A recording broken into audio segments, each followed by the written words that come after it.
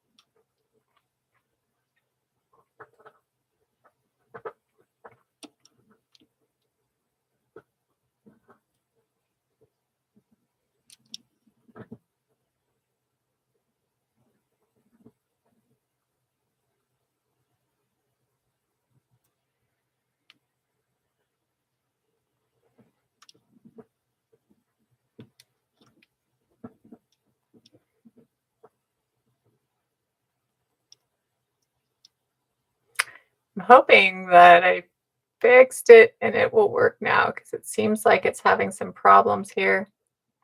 I don't know why I'm having problems here today, but it does seem like it is a little bit spotty today. I'm not sure why. I'm hoping that I was able to just fix it. If not, it is kind of spotty today, and I don't get why. It shouldn't be. I'm right in the right room. Anyways, I just wanted to go ahead and come in and have a conversation today about the same thing. Um, Hope everybody's having a grand afternoon. I want to try and make sure that I'm coming in the afternoon and stuff so that I can ensure that I'm covering a couple of different time zones.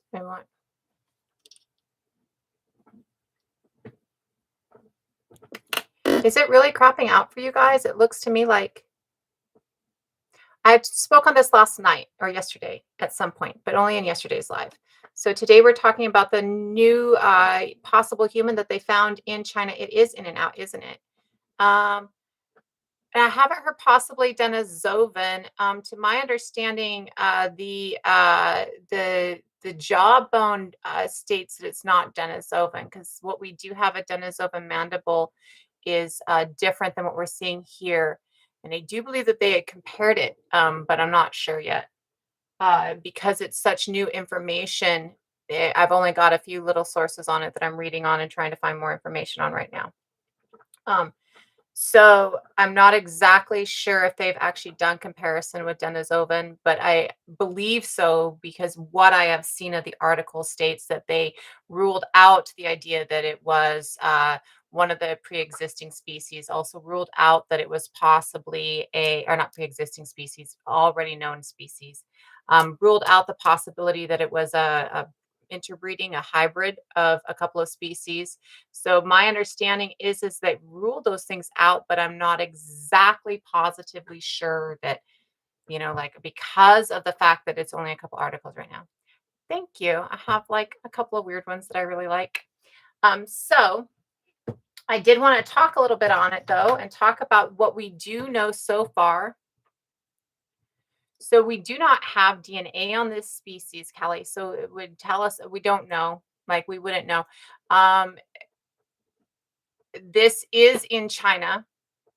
It is 300,000 years ago. It does seem like it has a mixture of erectus traits and a mixture of maybe early sapien traits so far. And I believe that they had it up yesterday. And let me grab the actual number again. I believe that they found like 16 full skeletons of them, or not full skeletons, 16 of them, basically, like 16 that they can state are different actual peoples. And so this one here is a juvenile. This is and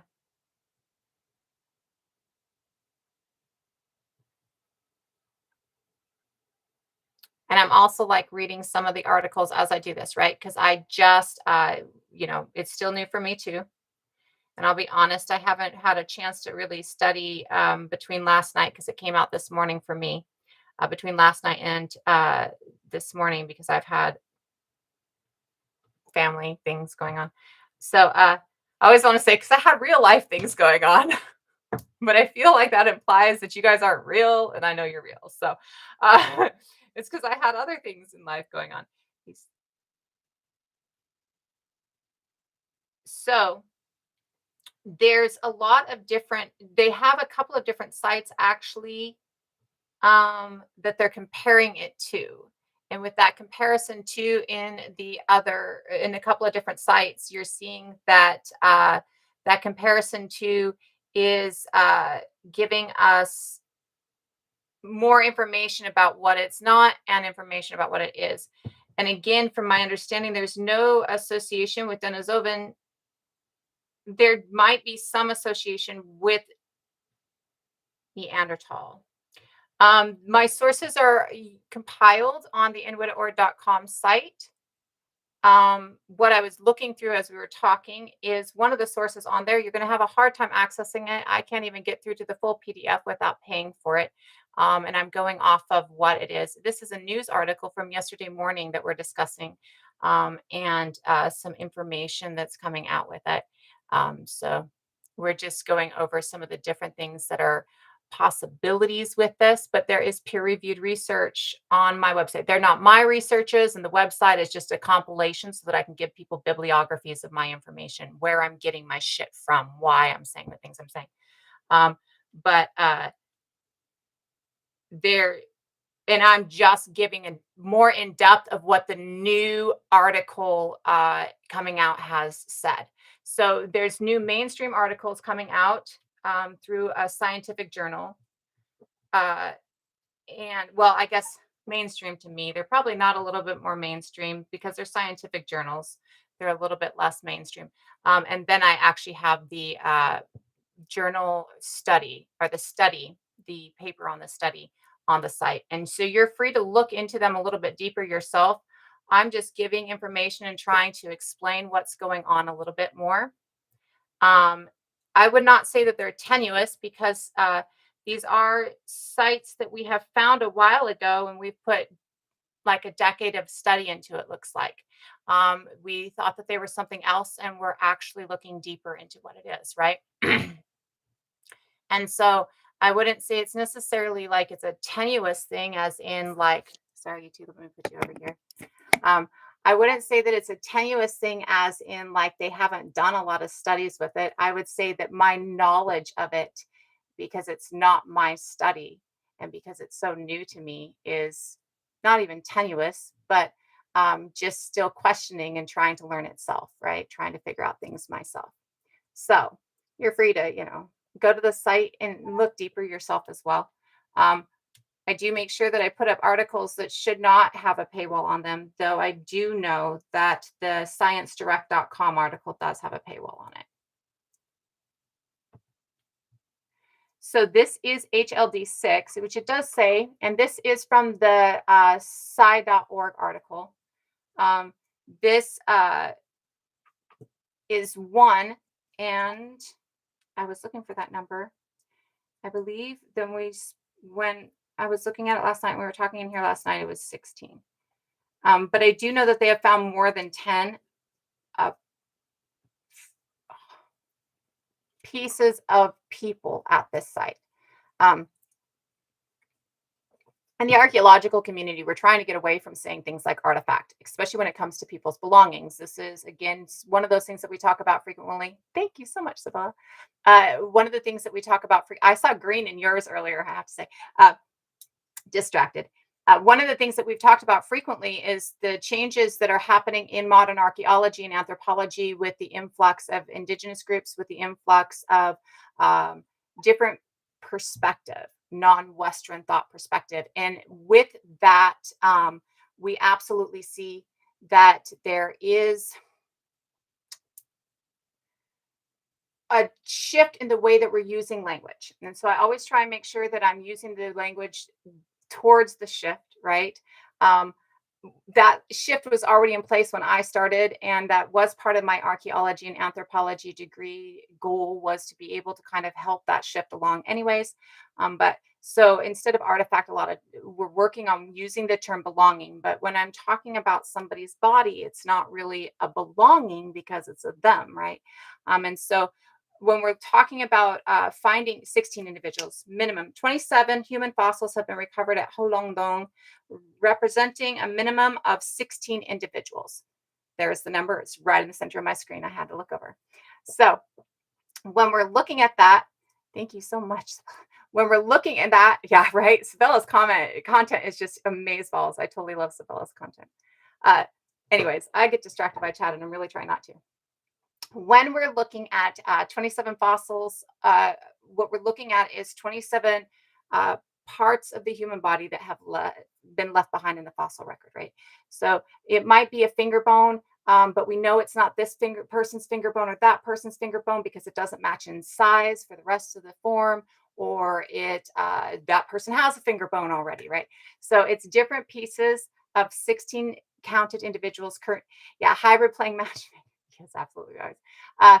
When it's different groups of or different pieces of the human body, right, that we can distinguish as different pieces. So we've got 16 individuals so far.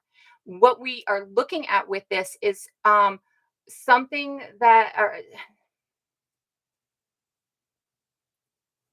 something meaning features. So features, morphology, differences in the physique that will tell us who this being belongs to when it comes to a different species. Because a lot of the time we're not getting DNA off of any of these things. So any of these remains. When we're looking at I use things a lot when I'm distracted by an overall thought process of how to frame something like a bigger than a singular sometimes. And that is something I'm working on getting away from. When we're looking at the different parts of the anatomy that are similar to Homo erectus or similar to, in this case, sapien, we're looking at whether or not, oh, please distract all the way and have the conversation. I just have to be better at not paying attention to the conversation. I'll be really real. And TikTok is one of those things where like it works better sometimes if you pay attention to the conversation, yet I know that my train of thought will squirrel and I will be down an entirely different thing and we'll be talking about an entirely different subject and we have not talked about this subject at all. And so that's why I try and avoid, not because if there's anything wrong.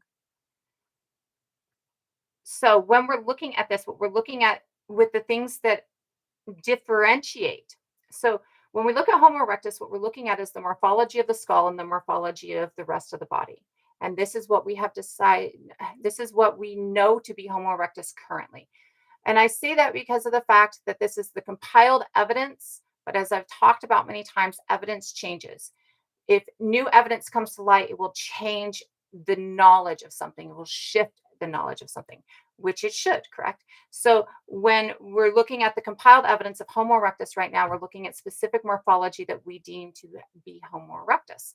We have different morphologies of the skull and the body that we see within different skeletal remains in sites that we find Homo erectus that we think of as entirely different species, whether they're like a Homo habilis species, both being genus Homo, the two species being habilis and which is handyman, and erectus, which is upright, right? So handyman and upright. So the two different species there are down below. So when we look at Homo habilis in the same site as Homo erectus, or we might find Paranthropus boisei in the same site as erectus. I believe that we found like even Australopithecus at the same site as erectus, but I cannot double down on that. I just know that we have found many other species. We also find within later Homo erectus sites, after some of these other species have lived their time in the fossil not time in the fossil period, but time in our period of Earth, like the Earth time, because species rise and they fall, because that's just that natural cycle of life that we understand on so many levels. When we see that Homo erectus goes from living with different species like Homo habilis and Paranthropus boisei, and some other earlier species, we see that then we start getting sites that are with many different people within the site. There are many different morphologies of the skeleton within the site. So you might see Homo erectus um, living alongside Homo heidelbergensis, or you might see Homo erectus living alongside Homo ergaster or antecessor, right? Or Rudolfensis. And because of this, we have long thought that we have long thought two different thoughts within archaeology and anthropology. That one thought on this is that these are several different species all living together, and the other thought on this is that these are several subspecies of Homo erectus all living together. So if we look at this either way, what we're seeing is many different groups of human living in the same camp all the time, living in the same band, living in the same home all the time, right? So when we're looking at several different groups of human within the same point all the time, or within the same locale all the time, what we're seeing, several communities of human within the same locale all the time, what we're seeing is that there's always this divergence of features. What we deem as Homo erectus has a set of features that is what we call basal to it. And basal means it's something that was only seen in that species. Like within Homo sapien, what is basal to us, or one of the things, is our chin and the point in our chin, what we call the mental eminence. It is taken kind of from the statue of David within the anthropological thought process, because of the fact that it is original to us. But when we realize it's original to us, that Greek thought process and that Roman thought process is very much within it. And so it's the chin, right? And it's because he's thinking. And we've deemed it what makes us, well, we don't think it's what makes us wise, but because we think we are the wisest, which is not the truth, as is being shown. But because we have thought of ourselves as the wisest, we deemed ourselves wise, which is what sapien means. And it's the mental eminence that is basal to us. So certain features are basal to Homo erectus, where certain features might be basal or only seen within Heidelbergensis, or only seen within Ergaster or Antecessor, or any of these other groups. We're shifting our understanding of how we are coming about, not necessarily where we're coming about, but how we're speciating at the time that we're speciating. Hello, hello, hello. How we're speciating at the time that we're speciating. And in our shift of our understanding of how we're speciating at the time of our speciation, what we're starting to realize that it is, for sapiens, something that we have thought to be kind of mythological, even like a fantasy idea of how something could speciate. It's a theoretical idea of how somebody could speciate, probability, but we're not sure, right? Or we've never seen it. And that is a convergence. And that is how we're learning that we're speciating all over Africa. Our oldest current find is in Morocco in North Africa. It's three of Homo sapien. It is 300,000 years old. This find is a find of a Homo erectus, kind of, and a Homo sapien, kind of, something we've never seen before. And it is also 300,000 years old. In our first Homo sapien, we don't see this mixture. We see a Homo sapien with basal Homo sapien traits, with things that have to do with what we see in Homo sapiens close to today for the most part. Some things have become more defined over time. The shape of our skull has changed slightly over time. So when we're looking at that and we're looking at that translation, we're seeing that this is at the same time. Absolutely. There is no indication that we have that this species is in us at this point of time. And there is no indication that we have that this species is an antecessor from us, somebody who is prior to us. So this species is a unique species that we're seeing develop in China at the same time that we're seeing Homo sapien is starting to develop out of many different bands within Africa. I want to state that bands is community structure. When we look at the word tribe, many of us think of tribe in a very negative context. And when we think of it, we have certain things associated with it, certain things that we consider to be primitive associated with it. First of all, not all of those things are primitive. Second of all, that's not what tribe means. Tribe means a community based on genetic lineage. Band means a community based on not genetic lineage, right? So a tribe is any group of human who bases their community on whether or not your parents or your grandparents or your great grandparents uh, are a lineage that has been in that community for a long period of time. Whereas a band is a group that just sees another human of any species, because homo means human, just sees another human and includes that within them, right? So within this, what we're seeing when we see this skull is roughly the same time frame as us, but something entirely new in China. I'm going to go ahead and take a look through and see. I noticed it calmed down in here a little bit. And so I'm not going to be as easily distracted. And then I want to go into several of the different features that we see. Um, and also, I'm a little quiet today, I know, and I might be a little bit less loud. I'm like in my own head on other things as well. This is really healthy for me. So please don't think that I shouldn't be here because I'm in my head on other things as well. But it does make me think a little bit differently and a little bit quieter sometimes, just so you know. When I'm going to look back through these, I'll go ahead and take some questions or some thoughts, and we'll do that throughout the live too. I just want to make sure that everything is being. Uh, I think you awakened hybrid. Um, so. Um, does this destroy the out of Africa theory? To our knowledge, we still all start as a human, as Homo sapiens, which is a human species. Again, Homo means human, and that is the genus that we all belong to, right?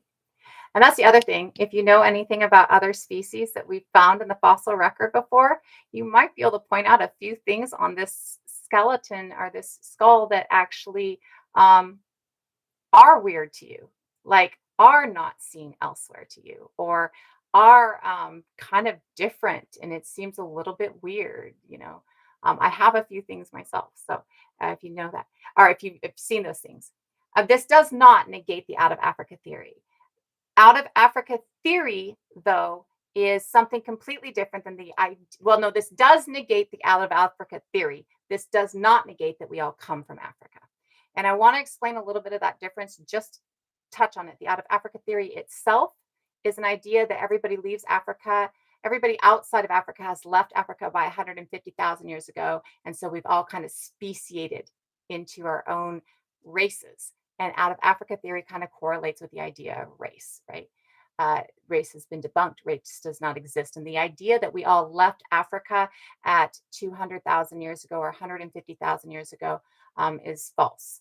We see that roughly 100,000 years of our time is spent in the Levant and in the Saudi Arabian Peninsula area and in northern Africa, in that northern corner of Africa, for quite some time. Again, 100,000 year period between roughly 150,000 years ago to 50,000 years ago.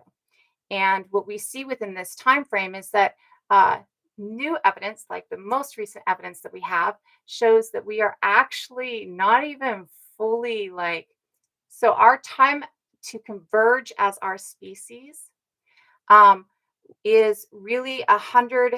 And so their new thought is that we come from many different bands, and that intermixtion creates many different groups of sapien, and then that intermixes, and then they start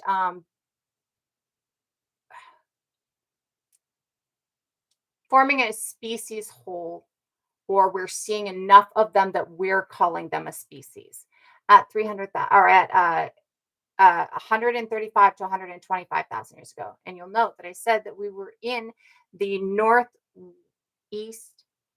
northeast part of Africa, the Levant area, the Saudi Arabian Peninsula, from the Nile to the Caucasus Mountains. We're in from the Nile to the Caucasus Mountains from 100,000 years ago, right? Or 150,000 years ago, right? So when we see that we're in that place already kind of broiling together anyways as a species. Our newness, who we are, is in that place when we coalesce.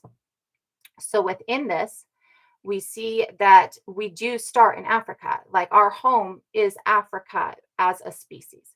Not only do we see that our home within Africa as a species starts within Africa, but we do see that there is groups on this planet that have the entire genome within them, like all the possibility of genes of the human, of the Homo sapiens species within them, and that is the Kwe people of South Africa. So we do see where the group that has all that we can get in them is, right? So we absolutely, without a doubt, start as a species in Africa. Uh, every other species nurturing point is along the Nile. Every species has a point of nurture along the Nile. The vast majority of the finds that we find are along the Nile of older hominin species. There are other places within Africa, absolutely. There are as a lake bed in Chad where we found our oldest possible, upright walk or not upright walk, yeah, upright walker, right? The Saleoanthropithecus tadici find last year. So we do find older groups of human within Africa in, well, hominin, not human at this point because they're not homo, within Africa over a 7 million year period in different spaces within Africa. But the convergence, the um, the vast majority seem to make it along the waterway to the Nile at some point, to my knowledge and memory. And when we look at this, what we're seeing is that knowledge really starts in a lot of ways along the Nile as well. Like we see a lot of our first tool usage, just like we later on see our very first agriculture really along the Nile as well. So the Nile has always been that very fruitful, very beautiful space that gives us that very nurturing space, right? And so seeing sapien really in that area. And at this time, I want everybody to understand that this point of Africa with Saudi Arabia up into the Caucasus Mountains, the glaciation has sucked up all the water along the globe, around the globe. So our sea levels are lower. So you're seeing that there isn't a difference between Saudi Arabia and Northeast Africa. Saudi Arabia, and if this is the incorrect pronunciation, or not pronunciation, the incorrect verbiage for that entire peninsula region, please correct me. But Saudi Arabia and Northeast Africa are absolutely one part at this time of our existence as a species. So when we're looking at that, what we're looking at is we absolutely are starting in Africa without a doubt. Even in our convergence, it is within Africa because at this point, it's really all Africa, anyways, right? So, absolutely out of Africa theory, as in people are leaving 150,000 years ago and speciating almost, or adapting into different races, or whatever thought process that gets you to the idea that this is advanced and this is primitive. No, not even. Nothing should support that. And nothing has supported that in a long, long period of time. It does not debunk the idea, though, that we start as a species in Africa itself. So when, okay, thank you, Zach. And so my globally, not geographically, can't even figure out which of the words it is. Geographically, I'm really horrible. And so like I can picture it, but I can picture it um, through different lenses, like lenses that I've had throughout life, like, and so it can converge, whether it was, uh, I've had a lot of different lenses and so it can converge sometimes. So absolutely. Thank you for that. So Pangea is completely disintegrated and not disintegrated, but completely spread apart by 275 million years ago. The first upright species of great ape, or Saleoanthropus tadici, the first in our lineage to resemble the upright and come close to us, right, is 7 million years ago. So Pangea is apart for, I think it's like 269 million years, but I might be off. So, um, Pangea has nothing to do with our speciation. When we're looking at this species in particular, and what we're looking at with this species in particular that has just come across the airwaves, the species itself is not new. We have had this species for a while. I think the first finding was 2003, 2004, but we did not relate it as a whole new species at the time. I was looking at it yesterday, and I can't remember if that was the line or if it was 2005, but I'm seeing some dates. It is 2003. Okay, so we're finding our first evidence of this species at 2003, and finding our first evidence of this is not dragon man. This is a different one. Um,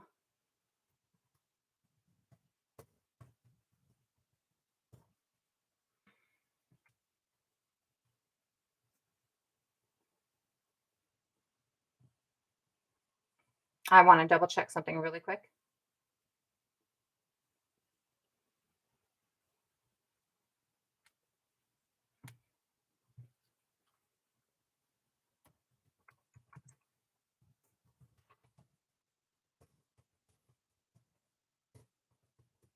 So I know that long means dragon, and this is from Hulong Cave.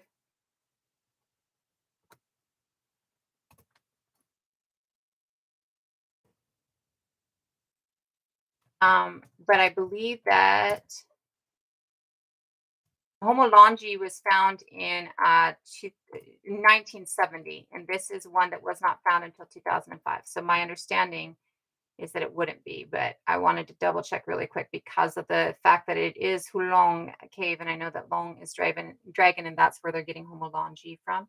Now, no, okay, so longi is longi because the Dragon River, and I know that there's like a cave around there that had to do with it, but okay, I just had to double check that really quick because you made me question myself on it, which is perfectly fine. I just wanted to double check. So no, this one is a site that was found in 2003, but the first studies that they're releasing on it are they released a really early study just to state that it's there pretty much, and that was in like 2003, the end of 2003, and then they've got a couple of other releases over the years, and they've been studying it since then. And in their studies, they have looked at it and thought, well, this must be a sorry, I was reading something at the same time. This must be a convergence, a hybridization between Homo erectus and Homo sapien. Um, we're looking at it now, and we're seeing that it's not a hybridization because it has different things that seem kind of unique to it, right? We have things, it seems, that are really closer to erectus, and have things that we see that are really closer to autonomic auton, autonomically. It's not going to come out right. Um, Modern human like us, early Homo sapien. Um, with that, though, what we're seeing is that there are some things that are kind of in and of itself. So again, the sources for it have been put up on the website. When we're looking at this space, I had asked a couple of different, or I'd asked for people to say anything that they've noticed, and I've seen a couple of comments in here. The mandible is really interesting. The mandible's interest for those of us who have seen like our skull bones, hello, our skull bones, and for those of us who has studied some of the morphology of us archaeological finds, paleoanthropological finds, so older humans, right? When we're seeing that, we're seeing this is not Dragonman. Yeah, okay, just want to make sure with that one. When we're seeing the different things within it, we're seeing that the mandible, again, this is the lower part. This is one that we can get a lot of the time and not get the upper part of the body. Like we have a mandible of Denisovan, but we don't have a mandible or we don't have a skull of Denisovan. So when we're looking at the mandible on this, you can see with the curve in the jaw and the back of it that there is a lot of difference within modern human and this. And I'm going to actually pull up a couple of examples of what modern humans' jawbone looks like, and Homo erectus's and Homo neanderthal's jawbones, and have you guys take a look at them. But what I noticed automatically was not only that curve in the jaw, but if you look, there's a space between the last tooth and the curve of the inner curve of the jaw, which is called a retromolar gap or retromolar space. My words are not working today. Um, a retromolar space, and in that retromolar space, it's something that we see in Neanderthal, and it's something we see in Erectus, but it is not something we see in us. And it does not look as wide. It is 300,000 years old. Absolutely. This doesn't look as wide as some of the ones in Neanderthal and in Erectus.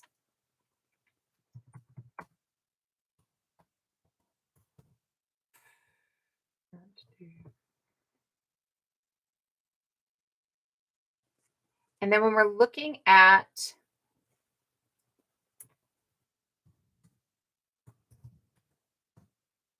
as the jaw curves down here, up underneath this curve that we see on them here, with Homo sapien, it curves kind of up right here. It kind of comes down and points a little bit and then curves up here. When you go down to the chin on this particular skeleton, we're seeing that there's almost a point, right? So we don't see, again, that point in anybody else. We only see that point in Homo sapien. And so when we're looking at this and we see this point in another species of human, it can look really weird to us.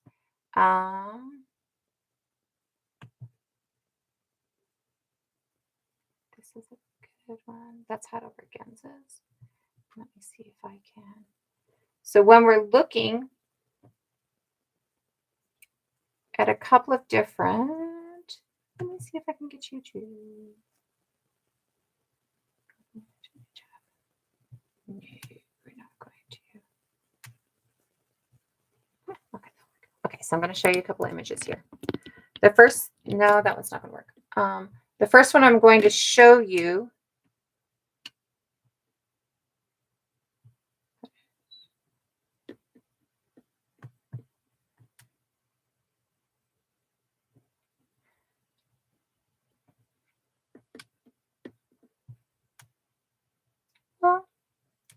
Okay, so a lot of these that they're calling Homo erectus are calling Homo erectus heidelbergensis anyways. So I'm going to go ahead, and this one has both Homo erectus and or has Homo sapien and Homo heidelbergensis on it. So I'm going to go ahead and flip this around.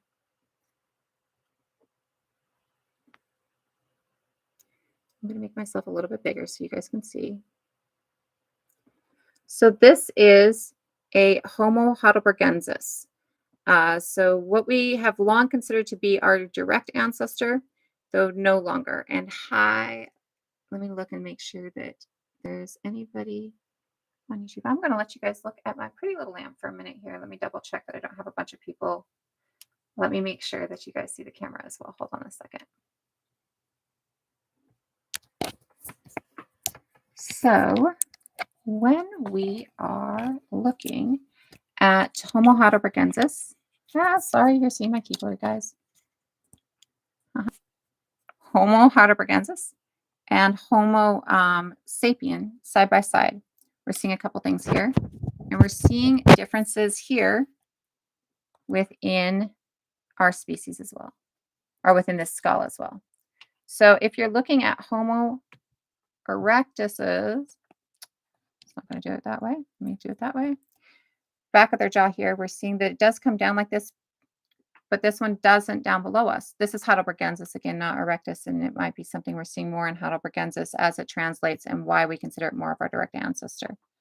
We can see here that there is this gap between the tooth and the jaw, and we can see this difference in this chin here. Okay.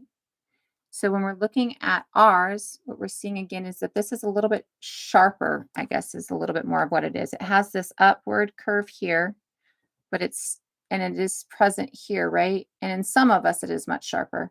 And this is a little bit more sharper, right? And then as it is looking at the inner curve of that jaw, what you're seeing is that that molar is right up against that inner curve of that jaw. And when we're looking at the chin here where it slopes back, and this is seen on the chin in pretty much every other hominin species that we have, right? That it slopes back like this. Some are a little bit further forward, but none are like ours. And ours has the teeth coming down into this kind of thinner bony plate here, right? And then coming into this very solid, strong chin here, right? So when we're looking at the skull on our page on the background of the TikTok, which I know you're not seeing on YouTube, and I apologize for that. Haven't figured that one out. When we are looking at the differences in the skull, you can see that there's this kind of broader curve of a rectus skull on this skull. It doesn't have and this is Erectus heidelbergensis, right? So it is a change with heidelbergensis. It might be a little bit different with Erectus. I don't remember every single part of the morphology differences between a bunch of different species. Unfortunately, I do know quite a few, but not all of them. And so we're seeing that this curve here is a little bit there, and we do not see it at all on this species here. And we're seeing that that curve is sharper here and it's up here, right? But we're seeing with the species behind us on TikTok or behind me on TikTok that the species is softer in that curve and it doesn't kind of go up, right? And when we're looking at the teeth, we're seeing that there is this retromolar gap, which we can see on the side of this skeleton here. Um, Hulongdong 6, HLD 6 being the one that we're looking at. But you can see with us that it goes right up into it, right? So this gives us a difference, right? Where we're seeing a part of this, right? But we're also seeing some differentiation with the chin in the skeleton. So when we're seeing the differentiation with the chin, I want to go over again. Here's our chin, right? It's kind of down. It goes sharp. It kind of goes out and down. Some of us we know have receding chins, but all of us have this kind of like bony protuberance right here. And then when we look at this one, we see that this one is sloped. And this is in every other prior hominin species that we have, this kind of slope. Some go down a little bit more, but none has like the protuberance and none goes down, or, straight down, right? Whereas we're seeing with this one that it is kind of going straight down. And we're seeing actually that there is some morphology that we're not seeing on the skull so much within this that is in the articles that shows some differentiation with that too. So when we're looking at, let's get you guys flipped over here. Sorry, YouTube, I know you're staring at fairies on the ceiling. When we're looking at the differences in the other part of the body or the other part of the skull structure within this species compared to our species, what we're seeing is that there's a couple of different things, right? There are things that I see that I notice that I don't know if like were in the articles. Like I don't think that I saw that within the articles. But there are also things that are seen within the articles as well. So I did hear the question or see the question asked about how many of them we have found. We have found 27 fossils, which we have correlated with 16 different individuals. It's a much better way to say it than my stumbling around earlier. So, hello. When we're looking at this from the chin point of view, again, we're looking at a species that doesn't have all these other species that we're seeing have this sloped back chin. We're really the only one that has this forward chin, but he doesn't have the forward chin just like us. Like it's not even as much like us really as the one in Morocco that is our first Homo sapien, right?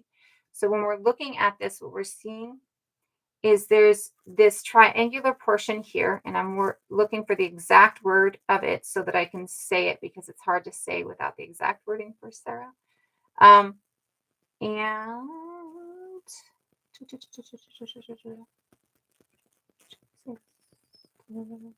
when we're looking at this one, this particular site, this particular individual, when we're looking at this particular individual is thought to be between 10 and 11 years of age.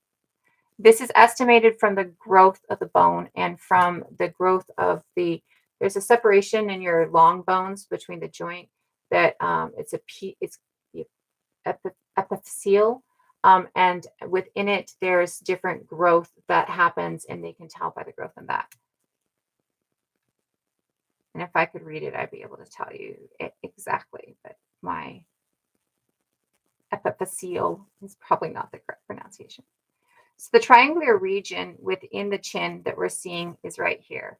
And what it is that it's slightly more dense in this individual than it is in a lot of other individual, or it is in any other species that we have seen. Outside of ours, though, it is not quite as dense as ours. This one really has like 3 or 4 different, it's talking about a couple different graves, but it's not talking about.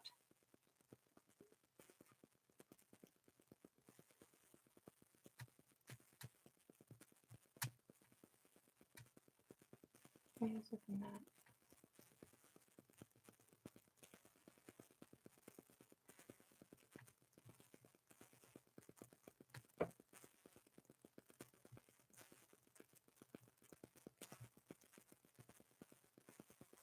Experience very typical. Sometimes in reading these articles, it's hard to parse out things because there's a huge list of Liu et al. 2016, Liu et al. 2019, like who, like this huge list of citations within them. And so it's hard to find the specific verbiage of a singular thing. No. Okay, so I'm looking for the exact verbiage on what that triangular space is on the chin. Just know that it is actually more on this species and less on our species. Less than our species, but more than Homo erectus. When we're looking mental trigon, that's what it is. I knew that it was weird. So it includes a flat face and a nearly vertical mandibular symphysis with a pronounced mental trigon. The vertical mandibular symphysis is this, right? And the pronounced, so that this part, the chin, right? Where in the others it's this, and in us it's almost this, right? On them it is near vertical, okay? And with a more pronounced mental trigon, which is this kind of bony region here, and you can see it on the forward version of the skull because it looks like there's this thickness right here along the forward version of the skull, right? So this isn't quite the mental eminence that we have. This isn't quite the chin that we have, but you can see this kind of start of this chin that we have within this, and this difference of this chin that we that Homo erectus and Homo ergaster and all these other Homo species have between us and this species. Within this, they're also seeing some other differences along the face. And there was a couple of them that were noted in the question and answer, like when I asked. There are a couple that I noted there that I totally saw and I totally agree with. And you can see that there's a pronounced brow ridge with this skeleton. You can see that the facial features of the skeleton give a pronounced brow ridge here. So when we're looking at our species and we're looking at older species of human and older species of hominin, we're seeing this. It's definitely not modern human. It's not a hybrid though either. So what we're seeing is there's this pronounced arc in the older species, and when we're seeing this, like with the Neanderthal, it's almost like an M, right? And sometimes it can be almost like goggles and come around like this, and it's this very pronounced arc around the occipital. So the hole for the eye is called the occipital, and so it's a pronounced occipital. I don't know if they have supraorbital torus is what it is. And so within this pronounced supraorbital torus or pronounced heavy brow ridge, what we're seeing is that there's a difference for, say, us that might have heavier brow ridges and somebody who's Homo erectus or Homo neanderthalis. When we're looking at a Homo sapien who has heavier brow ridges, what we're looking at is somebody whose brow ridges aren't like meeting in the middle in this such a heavy wave, most likely. Sometimes they can get a little bit more, right? And somebody who's not got this shelf. When we're looking at Homo Neanderthal, Homo ergaster, Homo erectus, all these other ancient Homo species that we lived alongside of, that we intermixed with, right, that were our family. When we're looking at all of these other species, what we're seeing is that it kind of shelves here, And it makes us we can feel where there's a little bit of a dent here on our own usually, but it makes a shelf like that sticks out like you have sunglasses on your face or glasses. Like it sticks out as far as my glasses might stick, right? And shadows your eyes. So what we're seeing with this is this heavy brow ridge that we see on us doesn't quite do that, right? It doesn't quite do the extent that we think it does, basically, right? And when we're looking at these older species of Homo erectus, other older species of Homo, what we're seeing is that they have that more pronounced brow ridge. When we're looking at our species, we're seeing that that brow ridge really shrinks and our face gets flat. Now, we're the first species to really have that flat face. Most of the other species either are kind of pronounced through here, which we call I'm telling you, words are my drop today. Like everything is dropping on me with words today. So this pronounced mid-facial region is what we kind of see within like Neanderthals. So Neanderthals' face kind of goes like this, right? And this is to help them warm air to get to their brain. When we're looking at Homo erectus and Homo naledi, we're seeing that the lower part, I think Homo erectus is a little bit more here, but it's more prognosis mid-face and then the receding chin. When we're looking at naledi, we're seeing a lower face prognosis, but a receding chin. And so when we're looking at different people throughout different species of Homo, different species of human throughout different regions and throughout history not history, but throughout time as they're moving across the globe and they're speciating into different spaces, we see that for the vast majority, they're all keeping this very heavy brow ridge and that receding chin and a prognosis somewhere. Even if that prognosis is down here, the chin still tends to recede. And we're seeing with this find that there is no mid-face or lower face prognosis. So this find has a very flat face and then again has that very flat forward part of their mandible that we were talking about a couple minutes ago. And in that very flat face and very flat forward part of the mandible, that is something we really only see within us. So we start to go, well, this is a combination of a few different features within one species. And we've seen this in other species. We've talked about this with naledi in their body morphology, right? So we see a combination of a few different species within this. We still know that this is not a hybrid. And the reason that we know that this is not a hybrid is because we found 27 individuals. Well, it's 27 finds of 16 individuals, right? We found 16 different individuals and they're all sharing this morphology. And if they're all sharing this morphology, then we're seeing, I don't actually, because to my professor as well, Floppity, to the people that taught me paleoanthropology, they don't separate out their subspecies of Homo erectus or subgroups of Homo erectus. So the morphology within this is a combination of a few different morphologies, but we're seeing this in all the finds within this group. So it's not like we're even seeing what we see frequently in older erectus, heidelbergensis antecessor, and this is again why we think of them as probably being subspecies of Homo erectus, is because we often see them together, right? So we see different bands, or we see within the bands the different species. Again, tribe equals genetic lineage, band equals lineage, tribe equals community based on genetic lineage, and band equals a community not based on genetic lineage. So we see different species within our Homo erectus finds of several different species. And so within this find, we're not seeing that. We're seeing that we have 16 individuals that seem to share the same morphology. So this would mean that they're not a hybrid. To be a hybrid, or if they were a hybrid, what we would probably see is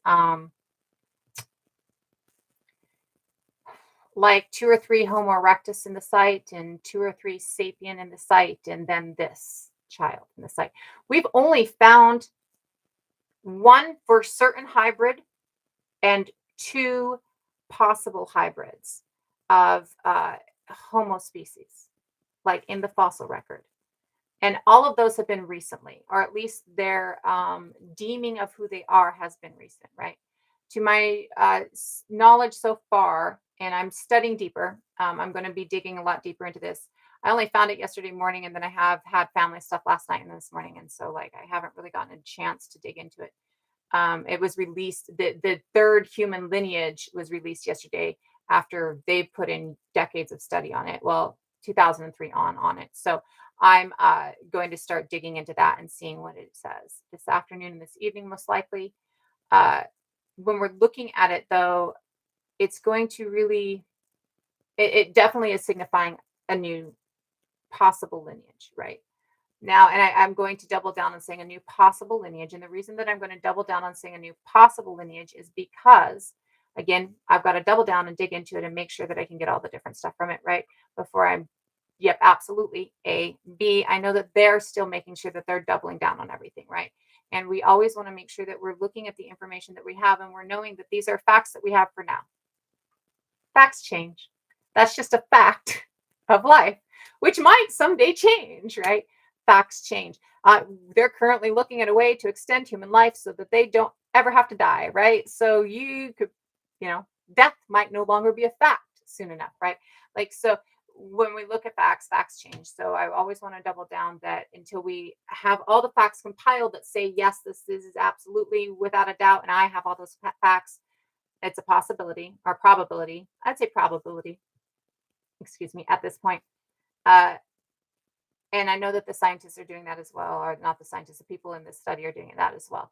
When we're looking at the changes, we've seen plenty of them come across. Like we recently realized that our origin as a species is because Homo erectus lived in several different subspecies groups, right? And had all of these bands living together, basically, these communities living together. And we kind of come out of that, right?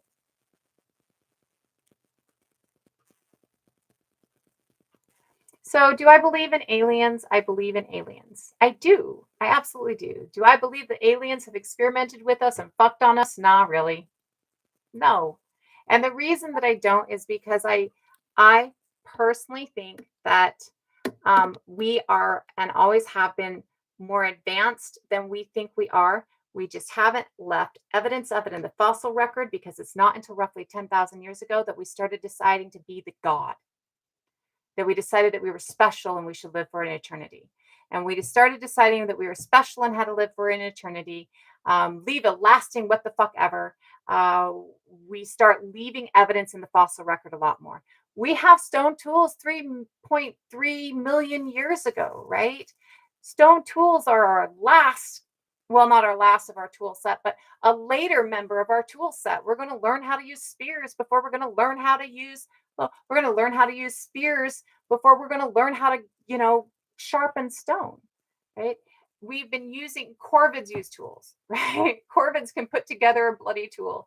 Corvids can take a whole bunch of straws and put them together and make a long thing so that they can get the things out from what they want, right? So like we have been using tools for millions of years, right? The idea that we haven't been brilliant that entire time is really egotistical of us and really a part of the reason, right? It's that idea that we're superior. We need to be superior for some reason, for some way. We need to be a step above. We need to be set apart, right? So, but I do believe aliens exist. I believe that it's like the Prime Directive. I believe that there's a Jean-Luc Picard out there somewhere going, fuck, I ain't talking to them until they fucking get their shit together. They're still killing each other with nukes,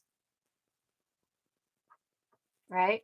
So I definitely think that they exist. I just don't think that they are that interested in us, and I think it's egotistical. Um, and I don't think that they've experienced like. Do I think that anybody, all the people that have been abducted are lying? No, I'm sure that that there are something going on out there a little bit extra, right?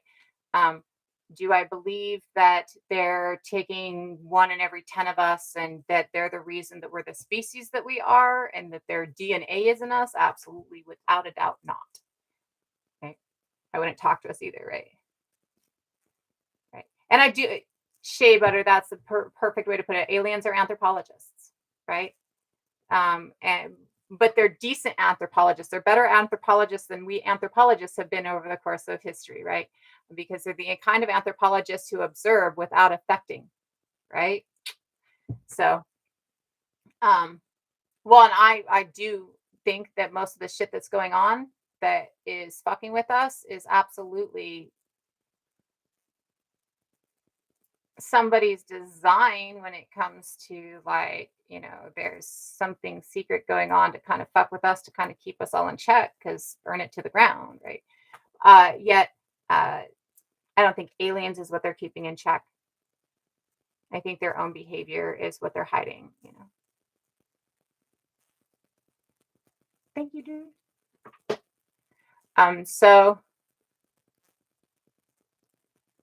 I do believe I just well, and oh, I do like that theory. I don't know if I believe that theory yet or not, Erica. Maybe they are us in the future, time traveling back to try and help us.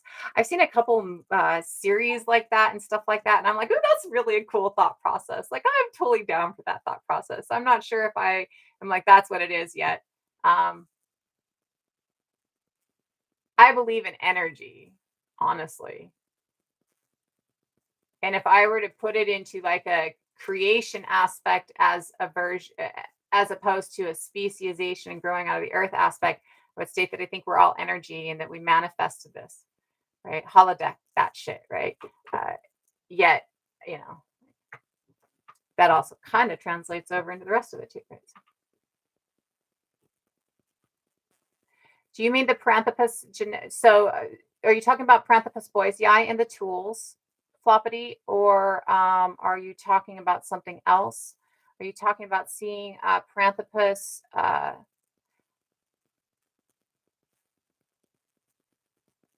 Did they get DNA out of Paranthropus?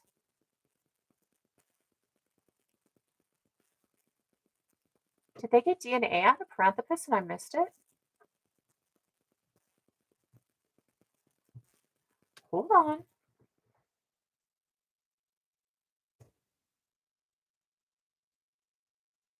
Okay, okay, that makes sense.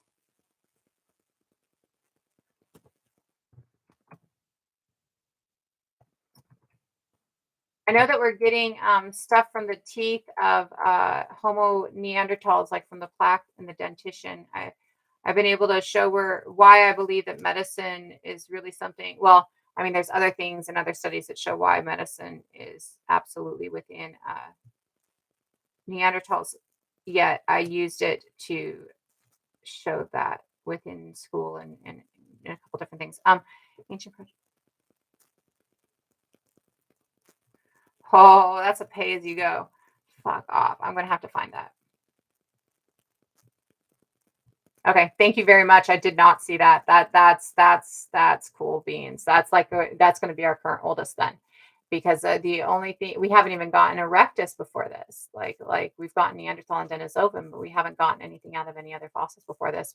This is going to show us a different way that we can get it out of fossils. I'll bet you. They actually did some DNA testing out of the shafts of skin that is left behind from the saliva of lice on mummies. And so the on the hair, shafts of skin on the hair, right? From their saliva and everything on the hair so that they can actually like so they're finding out all these new ways to get genetic evidence and genetic data, genetic information. So this is going to be really cool. I'm going to have to take a look at that because that's going to give us some information. And the ability to do that is going to show us that we can do that within other species too. So we're going to start probably seeing where it's coming in other species. Yeah. And that makes total sense because I know like our teeth are one of the hardest things that we have, right? And our teeth being like the hardest thing that we have, it also has growth rings, right? Like you can also monitor, or you can also look at a tooth and see like the hard and the the hard, the lean and the soft years, right? Like the years that you didn't have a lot and the years that you had a plenty, right? You can see that in the growth rings in the teeth. And we can also get isotopes from the teeth to tell where you lived through the course of your life. Like today, like they did the girl that had the ribbon skirt, not the ribbon skirt, the girl that had the cord wear skirt, the corded skirt.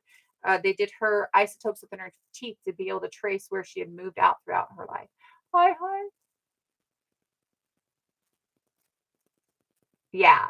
Well, and that's the other thing is trying to get things before they mess up a fossil is a really huge thing because if you don't know when you're doing DNA testing on fossils, you actually have to destroy the bone and do sequencing. Like you grind it all up and then you're getting the DNA teased with, solutions and your little mechanics and tease the DNA out and then you can read the DNA, right? but it destroys the whole bone. And then every time you test the DNA itself, it gets destroyed, which is why polymerase chain reaction was such a huge leap forward.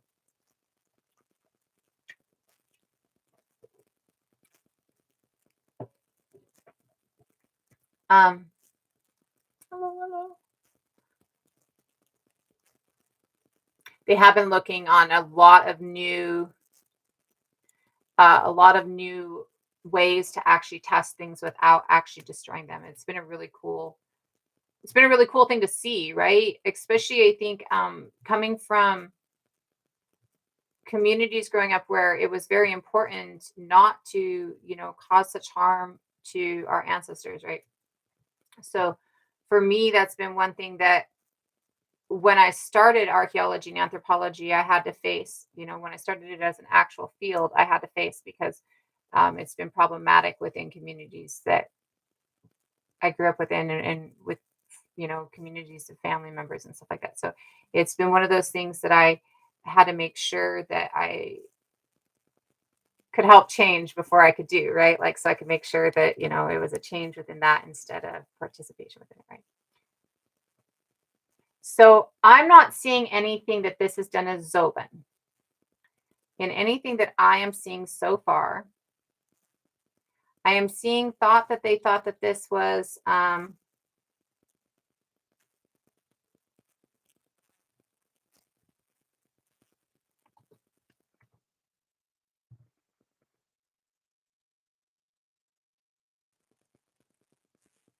this is not homolongi. Homolongi is a totally different one.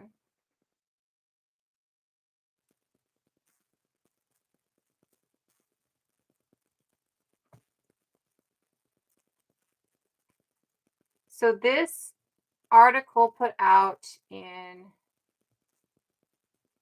I think it's 2021 is this article. I don't want to scroll back up and lose my spot. It's talking about the studies of late middle Pleistocene hominins fossils from Shuchang, Shuzheyao, and other sites have documented a high degree of morphological variation in the region due to gene flow with Neanderthals and possibly the presence of a ghost lineage. Lastly, reprised dates, morphological analysis, ancient protein analysis, and mitochondrial DNA from sediments have linked the Middle Pleistocene Chahi specimen from Denisovans. This is not this find though. This is not the this is all the finds in the area around. Like this is looking at all the different finds in the area around. They have not found really all of it is every mention of Denisovan in this article is really talking about all the other possibilities of other hominins, right? Like it appears increasingly likely based on new fossil evidence that more hominin taxa, e.g., Denisovans, and possibly addition unknown or ghost hominin lineages besides Heidelbergensis and Neanderthal occupied Eurasia in the late middle to early late Pleistocene. None of these, though, that they're talking about link this particular site to Denisovan. They're all just explanation of the fact that there are so many different possibilities within this particular site. When we're looking at this particular site, the Hulongdong, which is Hulong Cave, is in Dongxi County, Anhao Province, China. Initial excavations are in 2006. Okay, so the 2003 date of a prior study must not have been this study. It must have been having to do with because it was in the introduction up here, or the abstract up here. It must have had to do with the fact that it was one of the other caves in the region. Yeah, okay. So when we're looking at this one specifically, what we're seeing is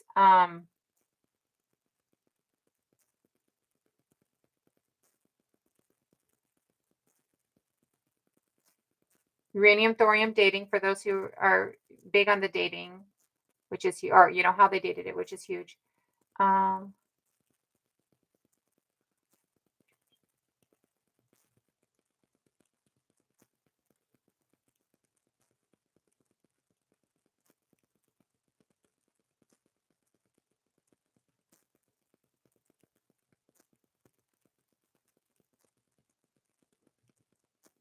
When they're looking at this, so they're deciding that it's not, or at least the studies are deciding that it's not a not only not a hybrid, um, but not one of the already known species. Let me see if I can find another study on it that's going to give me access and a later, like this new one.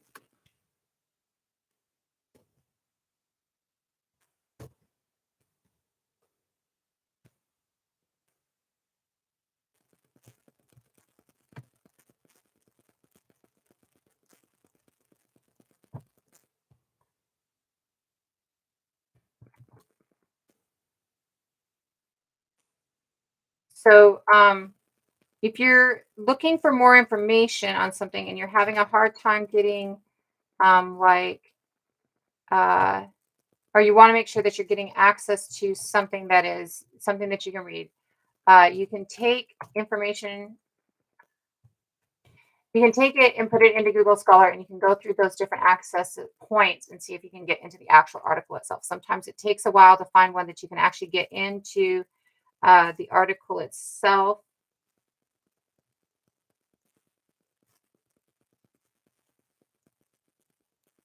That's one I have over there. Yep. Okay. No.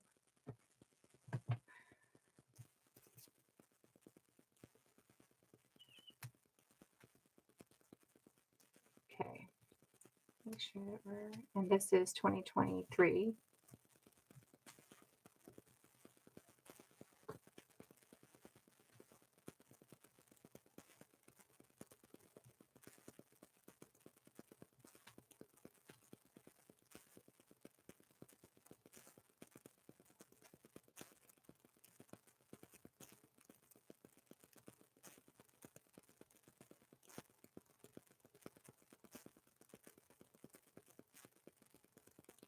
So this is the only one of the 16 individuals that's a nearly complete skull, right? And so this is the one that they're doing all the facial morphology of the 16 individuals off of. The other morphology of the 16 individuals matches the morphology. So, like, what that means is if there's a distinct morphology of the long bone, right? It matches the distinct morphology found with this one. Um, if there's a distinct morphology of the ribs, it matches the distinct morphology found with this one, right? What is the characteristics that determines a new or separate human lineage versus just a new? So first, let's go over Homo means human. Um, and so any genus Homo species that we're looking at are human lineage, just so we make sure we know that. We are seeing within this that there are two different morphologies, kind of, and some that seem a little bit different than what we've seen in others. And the two different morphologies that we're seeing are Homo erectus morphologies and Homo sapien morphologies. I'm trying to see if there's any DNA on it at all yet. Um, and no, what we're seeing with those is along the mandible. There's some changes. We see within this one that it has closer to our chin than Homo erectus or other Homo species chin, though it's not quite our chin, it's just closer to our chin. We're seeing that it has a flat face, which other species have prog- prognasticism in either the mid face or in the lower face. And so we're the only species that's had this really flat face. We see, though, that while it has those two things that kind of look like us, it has a gap between the last of its teeth and the inner curve of our jawbone, which we do not have. Our inner curve of our jawbone, the teeth goes right up into it. And that's something that we see. We call it a retromolar gap, and it's something that we see in many other early Homo species. Uh, or many other Homo species, but not in us, because we see it in Homo species we live alongside of as well. We also see that it has the heavy brow ridges with that M shape here that we're seeing within other early or other Homo species, but we don't see within us. So there's a couple of different morphologies that we see that we might see in us or we might see in another species. Um, or we might not quite see in us, right? One thing that really stood out to me that I don't recognize from anywhere else is the wide flatness of this area of the face. This area of the face with us, they do have pretty good cheekbones here, right? But this area of the face with us, it's not necessarily, it usually has a little bit of a curve to it, not a whole lot, but a little bit of a curve to it. And it's not necessarily very wide, it's a little bit more narrow. And so this to me, and I'm not even sure if I can describe it like that, and that's right. Like all I know is that I'm looking at it and it looks different to me, right? It looks wider and flatter to me. I also feel like when I'm looking at the nose of this individual, that the nose of this individual is more pear-shaped than the nose of most individuals that I know, whether it's Homo erectus or Homo neanderthalis or Homo sapien. Homo sapien has very narrow slots right here for the nasal passages to go back into the nasal cannula, all the sinuses and everything else behind it. Homo Neanderthal, for one, has very wide, broad ones. This is not dragon moth. This is not. This is an entirely new one. This species was found in 2006, and dragon man was found in 2000 or in 1970. Dragon man was reevaluated recently, and that's where dragon man has come out, and we're not sure yet whether or not it's Denisovan or not. We won't know if it's Denisovan until we find another skull cap that looks like him, and we can get DNA, and it proves to be a Denisovan skull cap, or find a skull cap that is associated with Denisovan finds that has the same morphology as Dragoman longi, because longi we haven't gotten DNA from, and we do not have a skull cap for the morphology of it of a Denisovan yet. So, but this is not. This is not at all. This is Hulonglong Cave in China, and this cave is they discovered these fossils in 2006.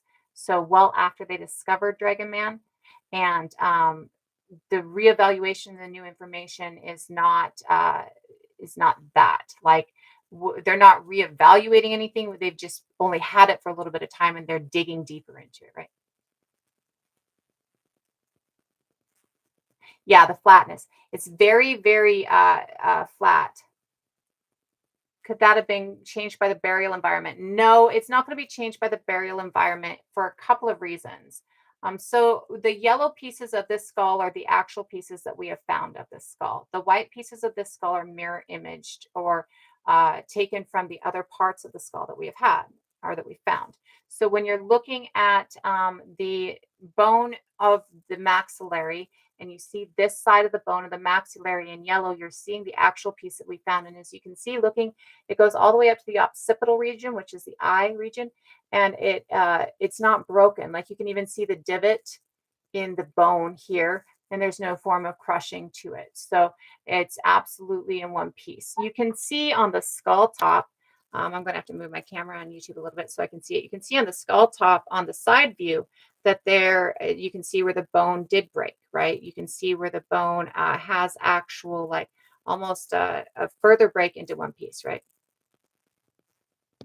Learn how to spell before you insult me with lose the lipstick, Black Fox. If you're going to be insulting, at least do it in a manner that you can't be insulted back. I do not believe that anybody needs to learn how to spell. Very honestly, it is something that can be very gatekeepy. Not only that, spelling in a bastardized language that is made up of about 10 different languages and nobody spells or pronounces anything correctly is not needed either. Yet if you're going to come in and insult me, then please at least insult me in a way that I cannot so easily tell you that you're being right. So it wouldn't be bent under pressure because it's not like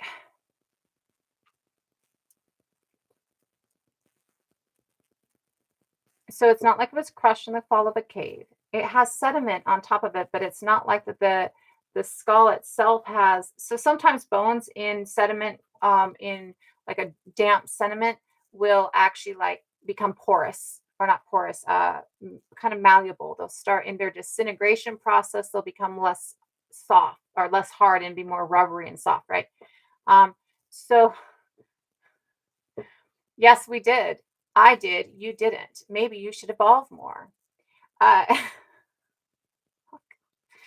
uh, if we are looking at bones that are kind of damp or mushed because of the sediment, we will actually see that within it. And we're not seeing that within this skeleton. And we're not seeing that within the morphology within this. The morphology within this, they would have kind of, if they saw that, they would have probably adjusted the bone itself a little bit, not adjusted the bone, but like adjusted the after the fact. Okay, so we're going to assume that it's this, which they're not, they would have documented that they were doing that, right? In the compilation, they would say, because of this millimeter things. And of all the ones that I have seen, I've never actually seen one where it wasn't like if you look at Chatterman's face when they do the remake of Chatterman, if you look at the skull underneath, you can see that there is the like way that the mandible kind of like looks like it's not crushed but like problematic.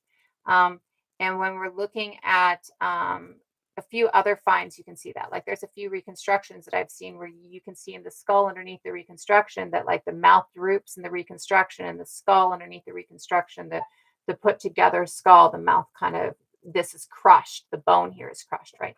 So we're not seeing that. We do have faunal remains, so animal remains with cut marks. It's not specific what animal remains at this point in time, to my knowledge. But we do have animal remains with cut marks. And I don't know if Atira is still in here. No, Cap, are you still in here, my love? But I do need to let her know that because she was asking last night about indication of culture. So the other thing that you can look at this with, or look at this and see is that, so if my bone gets pushed out of shape, or if my, well, really anything, right? If something is in a grave and the pressure of the earth is misshaping it, if something is left in the earth and the pressure of the earth is misshaping it, you're going to kind of see how the pressure misshaped it. Like if it's bone and it's because it got soft within the pressure of the earth, then you're going to see like the bone itself will look like maybe it's separated a little bit, right? Like, or maybe it'll look slanted to the side or injured. And nothing in this indicates that it looks like it's an injured bone like that, right? It doesn't look like, there's no crush to it. There's no smush to it, right? So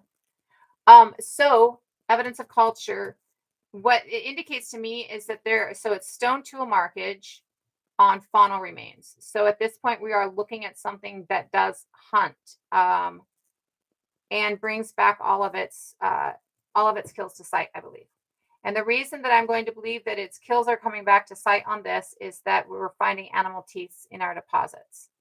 Or they're finding animal teeth in the deposits. And because they're finding animal teeth in the deposits, it's an indication that, like, I mean, you don't typically just carry the head of the deer back with you, right? You're taking the whole deer back with you. So I would say that they're a hunting group. I have not seen, one second, my kid's asking me a question.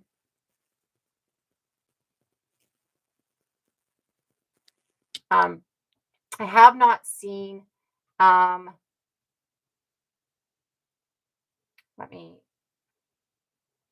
have not seen evidence of floral. So I haven't seen, any idea of plant matter so far.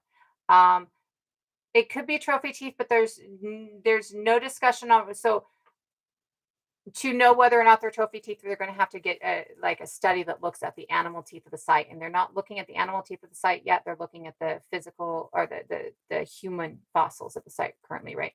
So to get to the point when we're studying the fossils of the animal teeth, to be able to tell whether or not these are trophies is going to be like, do they look like they were pried out of a jaw, or like out of a piece of animal, right? Is there markings Is there markings on the teeth themselves that look like they're cut or look like they have been scored so that they can be hung on something, or maybe there's holes so that they could be hung on something, right?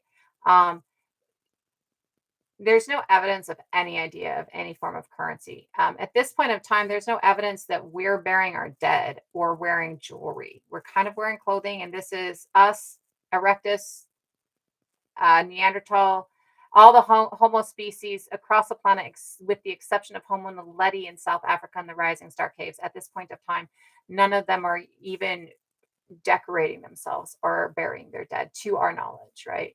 Um, so there's no idea that these would be trophies on that scale either. Like if they were, this would be another species that's using this stuff before we're using this stuff, absolutely, which I'm not going to discount on any level. Um, and if it was any form of a currency, it would predate every other thought process that you needed to exchange a item that you deem valuable for something else instead of exchanging your work for something else instead of bartering. It would be predating that by like 292,000 years, I think. So it'd be weird, right? Um, so I just, maybe if it was in much later, fine. Like maybe if this was 10,000 years ago, or maybe if this was, something like that, we might look at it as a currency thought process. Other than that, it's not really a currency thought process. The idea of currency is the idea that you can exchange a made up value for real value. And so the idea of currency being what you're exchanging of a made up value for a real value um, doesn't come in until you get stratification, doesn't come in until you get the idea that one should rule over others, doesn't come in until you get the idea that that one group has the right to exploit another group. And so you get the idea of a made up value item, an arbitrary value item that you're exchanging for a very real value action, right? Like, so you're exchanging teeth for work. And that work could be this basket I made, right? That work could be the grain, right? So you're trading something that you decided had value, that you guys all agreed on had value, uh, yet it's not like you can eat it, and it's not like you can plant it, and it's not like you can do anything with it. It just sits there and looks shiny in one way, shape, or form, right? So that idea is so recent within us and is only seen within us and is only seen so recently, and really comes along with that idea of stratification, and really is about that level of control with stratification.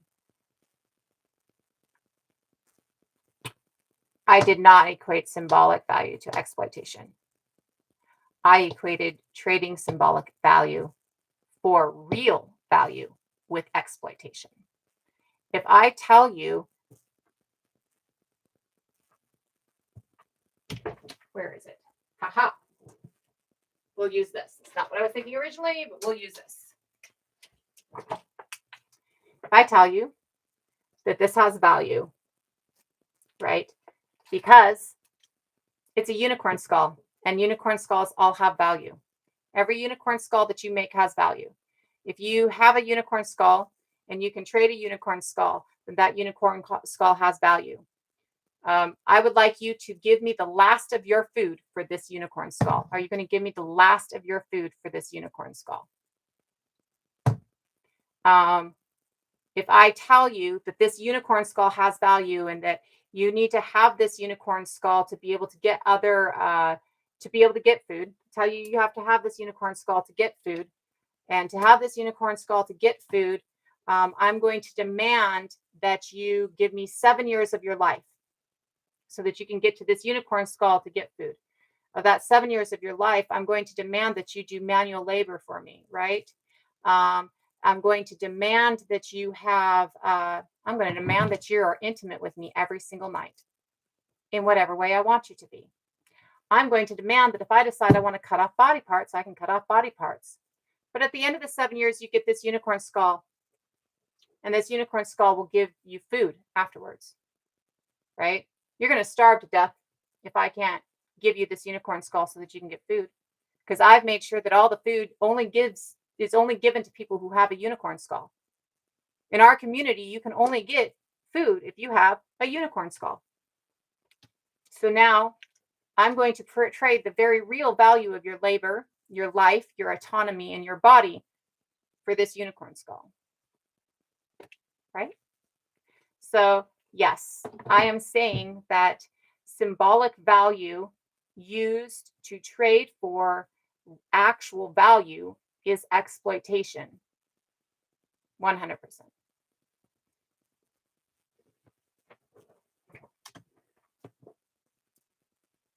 Bad deals can be made without symbolic trade points, though. Trade tokens, though. Absolutely. And yet, if we're in a bartering situation where I have to create something to barter to get the things I need, I can create whatever it is that I know how to create. Maybe I know how to polish rocks. Now I go to you and you have dinner, and I don't have dinner, but I have this polished rock and you don't have this polished rock. Now I can trade this polished rock with you for dinner. And you may take this polished rock thinking initially that, oh, it's great. It's dinner. Like, I just gave you a couple of loaves of bread. It's no big fucking deal. I got a polished rock in return, and a polished rock, it's pretty, right? When the polished rock breaks, I still bartered the rock that I polished with you for the food that you gave me that disappeared, right? Because I ate it, right? So if it breaks, you still only got one thing. And we both got to come up with what we're good at. You're good at baking bread, and I'm good at polishing rocks. So the next person that comes along to you, maybe they're not good at polishing rocks. You're still good at baking bread. So the next person that comes along to you brings you the earrings that they made, because they don't polish rocks, but they make earrings. And so you give them your bread in return. You've decided you're not taking any more polished rocks because it was a pretty polished rock, but it just sits there. It doesn't do jack shit. It just sits there with other polished rocks. What do you need with a whole fucking tray full of polished rocks? Unless your kids give them to you and then you love them, or your friends give them to you and then you love them. But what do you do with an entire tray of polished rocks? So you're like, tray of polished rocks is not doing me any good. So I'm not going to do polished rocks in exchange for bread anymore. What I'm going to do in exchange for bread from now on is earrings. Give you a loaf of bread, give me a pair of earrings. We have now got a barter that we're exchanging. You know what? I don't need earrings right now. Today, I really, really need some milk so that I can go and make more bread. So I'm going to barter my loaf of bread that I made with the milk that somebody else has, or you're going to barter the loaf of bread that you make with the milk that somebody else has.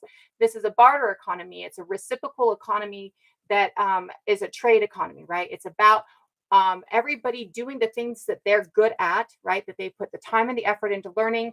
And it's about, I don't have to do 8 hours of labor just to get a meal, right? It's about, I can do 8 hours of labor if it's something that I really like to do. I like to carve unicorn skulls. This is a plastic unicorn skull. I am not that talented. I like to carve unicorn skulls, right? So because I like to carve unicorn skulls, I put a whole lot of fucking time and effort into carving this unicorn skull of this fantastical beast, right? I go to you and I go, hey, I've got this unicorn skull. Can I get some of your bread? Do you like this unicorn skull? You have the ability to say no. I don't care how much labor you put in that unicorn skull. It's a stupid fucking thing. Unicorn skulls don't exist, right? You can say no, right? Or you can say, wow, that's a really cool token. I'm going to put it over on my shelf, and all it's going to do is sit on my shelf, right? Or you can say, yes, I'm going to take that unicorn skull and I'm going to make a headpiece out of that unicorn skull, and I'm going to wear that headpiece while I'm baking, and the wearing of that headpiece while I'm baking is going to improve my baking. You can do a whole bunch of different things with that unicorn skull, and nowhere did you feel exploited. Nowhere did anybody take more than you had to give, and nowhere did anybody give more than they had to give. Everybody gave what they were good at. Everybody gave what they were capable of. Everybody is eating. Everybody is capable of doing something, right?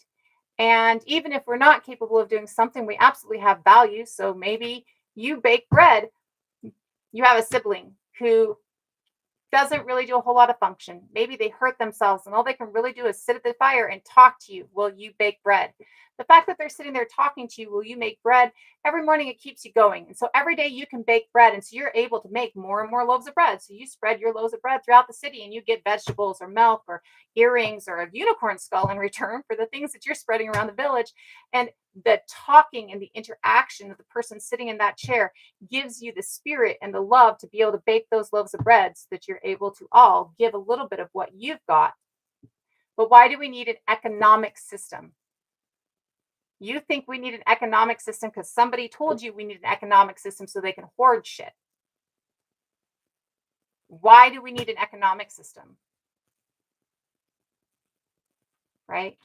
So, what about this new species of human? Absolutely. This new species of human, again, this is a really, so the find itself is from 2006. It's taken a minute for them to get all the compiled information. And it looks like we're looking at a species that we haven't found before. It's from Hulongdong in China, Hulong Cave in China. And it is a species that has features from a couple of different groups, it looks like, as well as features that are kind of halfway through a couple different groups and features that seem a little bit unique to it. Okay.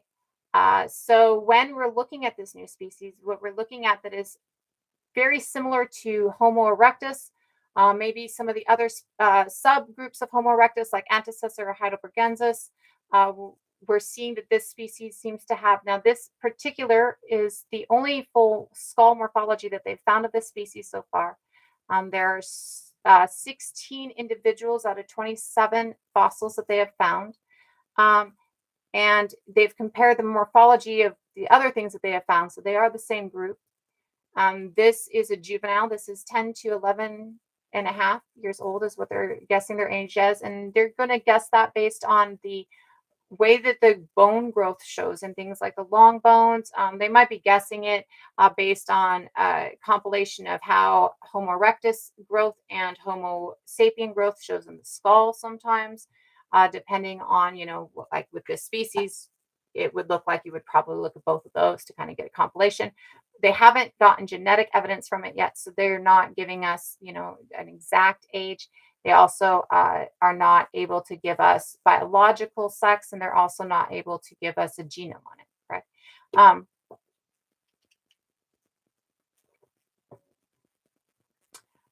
Problem with Marx, though, Greg, Marx was brilliant in a lot of levels. Marx actually was looking at it like everything else through a Western thought and a Western lens. And ended up looking at it through a Western thought and a Western lens. He's also looking at it through a stratified society look, and he's looking at it through I don't think he's so much looking at it through capitalism. I think that the many people who used his work looked at it through capitalism. There are indigenous communities across the entire globe. And the indigenous communities across the entire globe, many of them have had a very animistic, reciprocal group, not community because it's, but not economy. So have a very animistic, reciprocal idea of human interaction for community level, right? And within that, we can see that there are many ways that we can work without an economy that is actually very reciprocal and very communal based and very nurture based and ensures that everybody actually has what they need within society, right? So while I respect Marx, and I really respect Marx a lot, I do have to state that with Marx, like everybody else within, the last few hundred years, he's looking at it very much through a Western lens. And so we need to take a step away from that Western lens and stop looking at stratification. Right? So when we're looking at this specific new human, the different morphologies that we're seeing that look more Homo erectus, Antecessor heidelbergensis, or other subspecies of Homo erectus themselves, is the heavy brow ridge that we're seeing across the top here.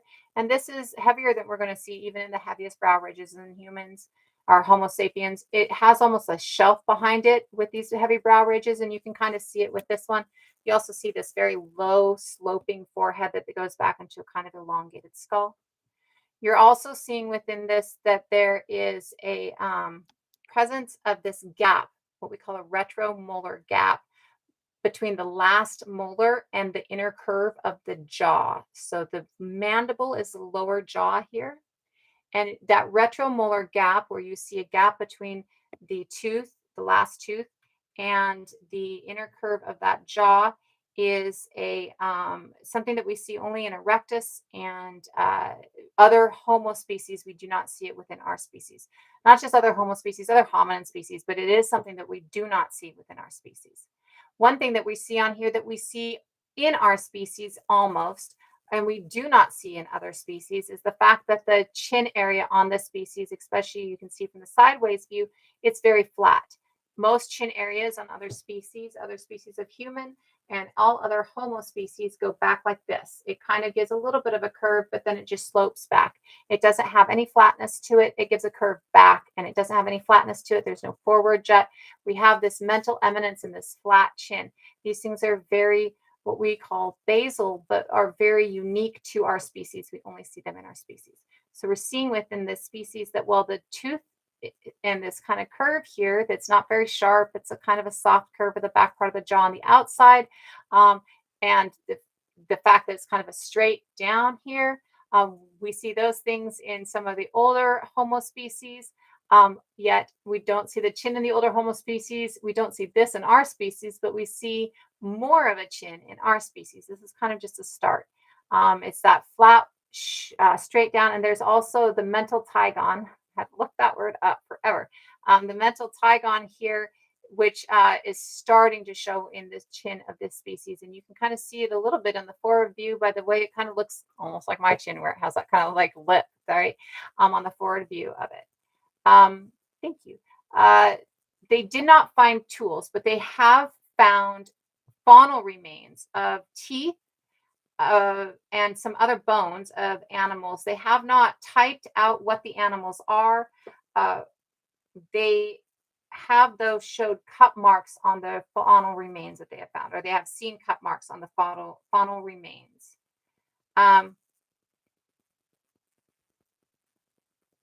This is the idea that this group is speciating into a new species, right? Or has speciated into a new species from Homo erectus. This is not an idea that this is us, and there is not an idea that this is something that is in our lineage. So, like Homo erectus speciates through being Heidelbergensis or ancestor or the other subspecies that we see of Homo erectus, depending on your paleoanthropological viewpoint on it. Like we see Neanderthal and Denisovan, and we do know that there's a ghost lineage in Neanderthal and Denisovan that we found through the DNA. This is another one of those possible species in Eurasia. Longi is of course another possible species, but we do not know yet whether or not Longi is Denisovan. We're still really trying to work that out, right? So when we're looking at it, we are seeing that there are tool marks on the bones. So this does give us an idea of some form of hunting culture. We also see that they're bringing the teeth back with, or they're bringing the body back with them, because that's how we're finding teeth of animals in the site, right? And so with that, it is telling us that they're going out and hunting and bringing the animal back and butchering it as a group. Okay, so this is evidence of early culture. We don't see tools in the fossil record really unless they are stone tools. So there is the thought process within most paleoanthropological thought processes that there are other tools that were being used at the time that we just don't find in the fossil record. And the reason is because we know that a basket's going to disintegrate in, a matter of years, if anything, and then we're not going to find any trace of it, right? Whereas stone tools can last for 3.3 million years, right? So we are seeing that we do believe that there are other tool usages in the fossil record besides, or other tool usages in ancient humans besides stone tools.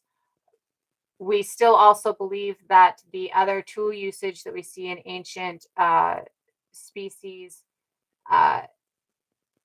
sorry, my head is not in its best space today. And like I said before, I still should be doing this because it's actually helping and it's distracting from the other stuff that's in my headspace. But I glanced at the clock and it made everything worse. So, and now I have to gather my thoughts again. Um,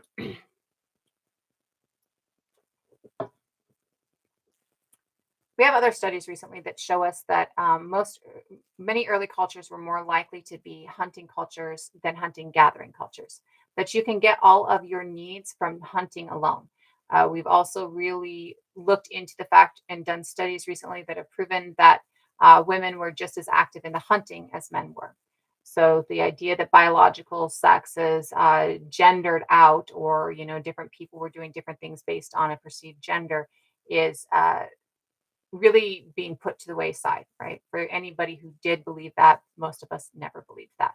Uh, so when we're looking at this, it is very possible that this is a group that is only hunting, right? It's very possible. What they've decided or what they've proven is that you can get the caloric, not the caloric, the vitamins and minerals that you need from plant matter from the stomach contents of animals that you kill. And this is something that has been used across, it's used especially in like the Arctic region and stuff like that, to nourish your body with those different plant matters without having to gather, right? There's advantages. It's obviously edible. They ate it, right? And because they pre-digested it, it gives us better caloric intake, right? So we don't have evidence of fish within this site. So when we're looking at it, we see that you can subsist completely on hunting alone without gathering. And since you can subsist completely on hunting alone without gathering, it's very possible that this is a hunting only culture. We haven't found plant evidence. That does not mean that there's not plant evidence, just like it does not mean that there's not tools that are used that are plant based or, yeah, probably plant based for the most part, or easily degradable. I mean, like you also are going to see that skin based tools are going to be lost soon too, right? Like, um, say you use the stomach as a bladder to hold water, right? Which you can absolutely do. Use the stomach, you rinse it out, you clean it out, make sure it's nice and good, and then you can tie off the bottom of it and make it really nice and tight, and it's a good seal. And then you can put water in it, and you can tie off the top. You can do this with any form of beverage that you're carrying around with you. You could put many different things in it. You can put soup in it.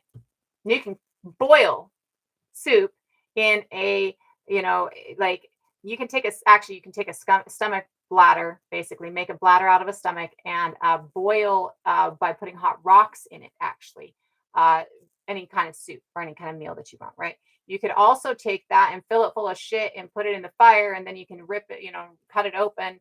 And so this is a tool. These are tools that are being used from using every single part of the animal as you kill it, because most animistic cultures use every single part of the animal that they kill, because of the fact that only by doing that are you staying in that reciprocal nature, right?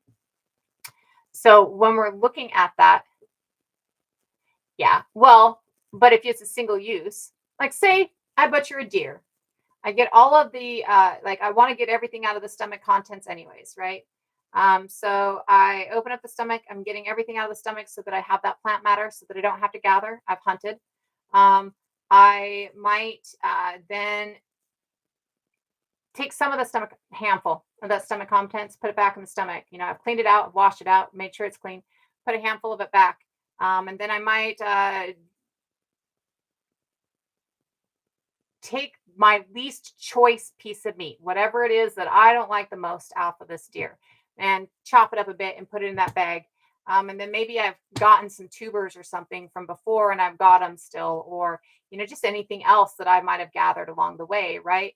And then I toss that into that stomach contents as well. I've tied off the bottom of it, I tie off the top, I toss it in the fire, I cook it up, and now I'm eating out of it.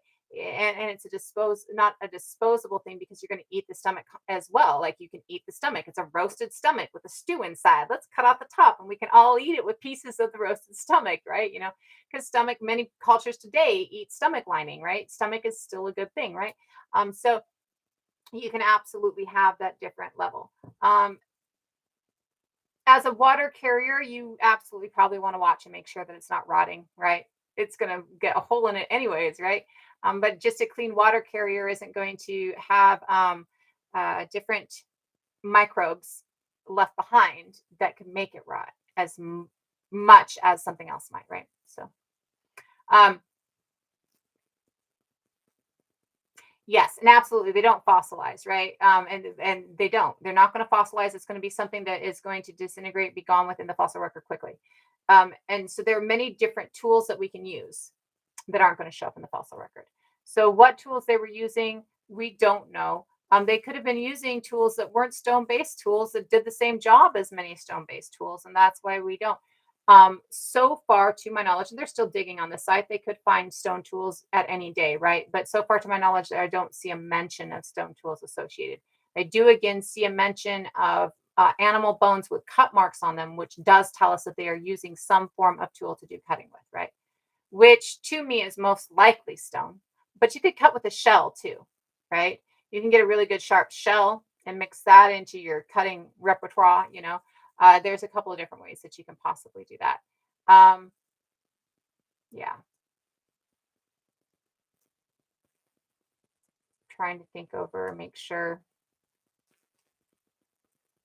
Yeah, I think that's like the vast amount of what I know on it so far. And again, I'm going to be putting some time into it and get some more information. Um,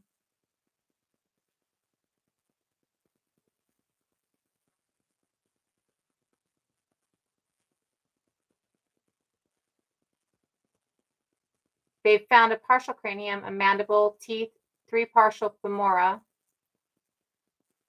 and 27, or those are just examples of what they found. They found 27 total fossils for 16 individuals at a minimum.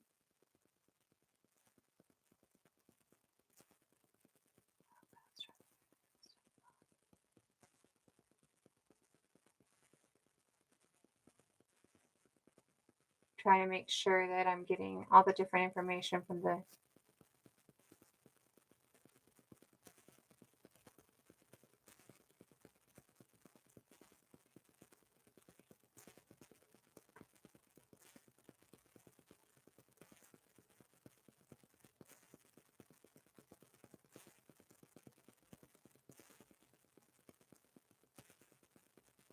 So this article estimates 13 to 15 years, and the other article estimates 10 to 11 years. So I would state that it's probably. Oh no, okay, so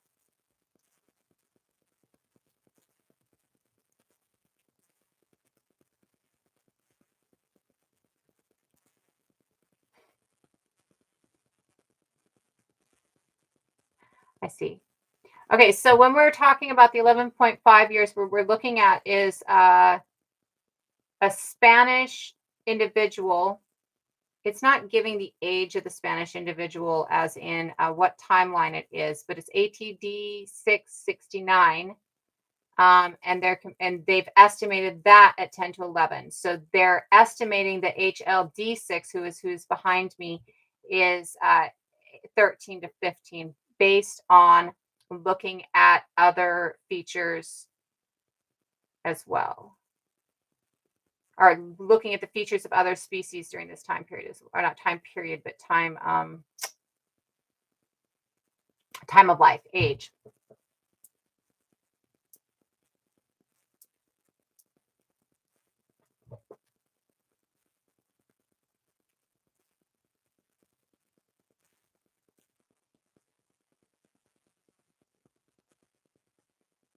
And why they're looking at it that way, they propose that, well, postnatal growth and facial morphology may have further accented the differences in facial features. The features have been suggested to link the ADT669 morphology to that of more modern humans, including the infraorbital plate orientation, curvature of the zygomatic crest, zygomatic alveolar crest. I have to parse out the entire letters of that word. And I know it's on the face, but I'm not exactly sure exactly which bone that is. Okay, so that is right here along the inner portion here. So that crest,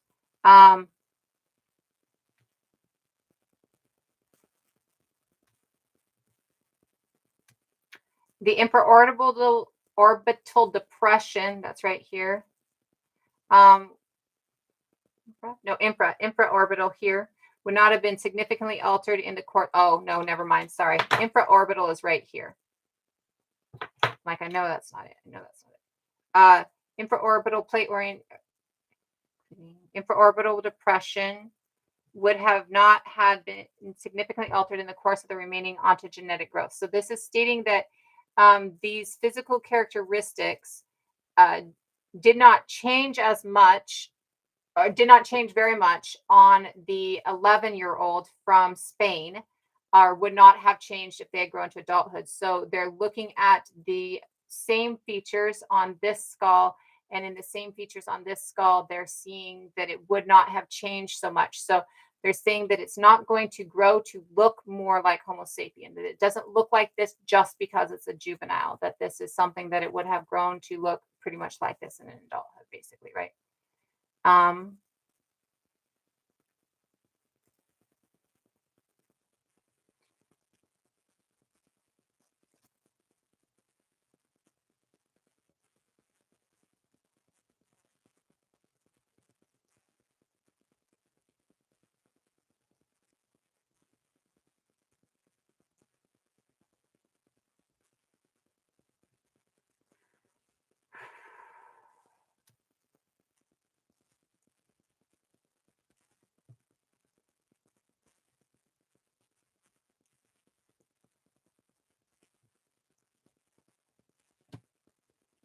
so I would say with that, really, it's just showing that there's, so again, this is a probability or a possibility. Um, Everything currently stacks up, right? So facts can change tomorrow. New information could give us something completely different tomorrow. But currently, this is going to show that we're looking at a new species within the Homo genus within Eurasia during the Pleistocene. So we're looking at 300,000 years ago for this species. Roughly at that time, you're seeing that Homo denisovan is in that, not in that area completely, but in similar regions. And you're seeing that Neanderthal is in the western part of that continent during that time period. And so we're seeing that Denisovan and Neanderthal are both within that the continent during that time period.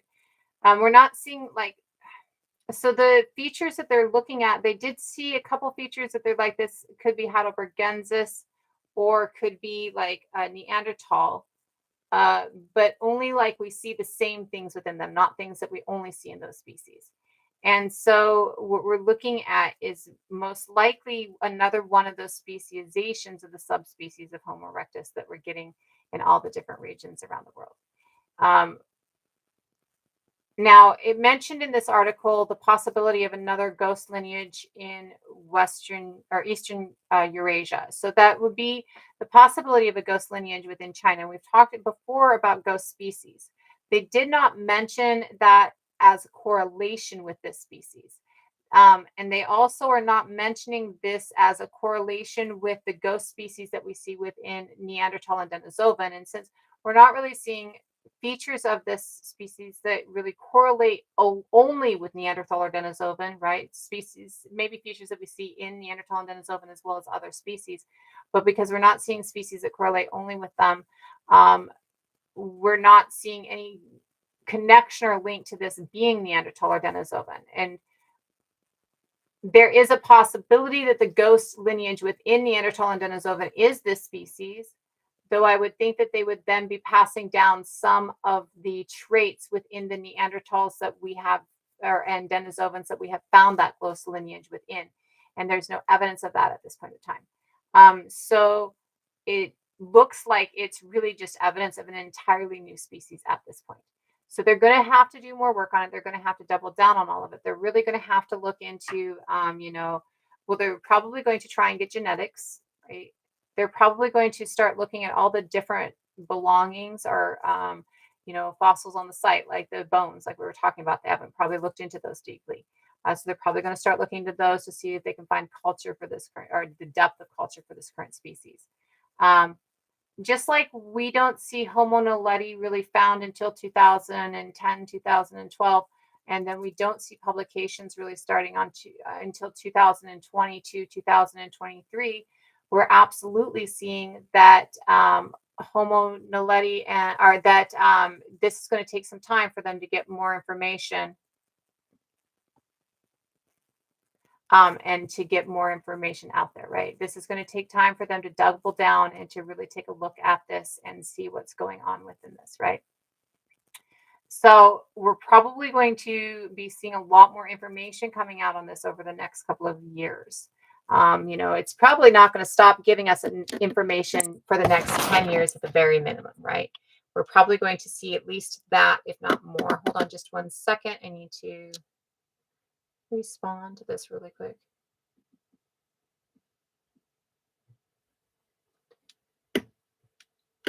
Sorry about that. I wanted to make sure that so when we see that and when we're looking at the different possibilities that are coming out, I will keep an eye out for them.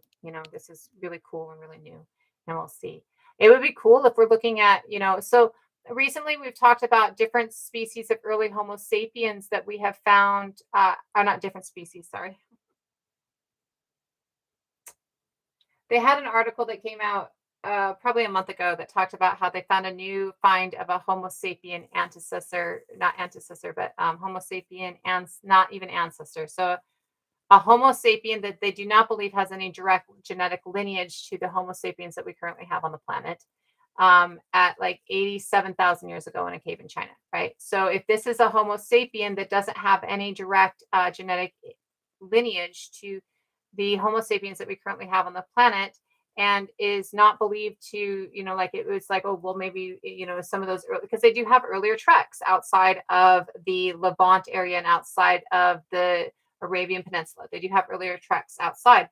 In those earlier treks outside, our understanding currently is that nobody that we're finding outside is like it's not like a settled group makes it and stays in that space. That's that person or that group that made it there either died off or they left and went back, right?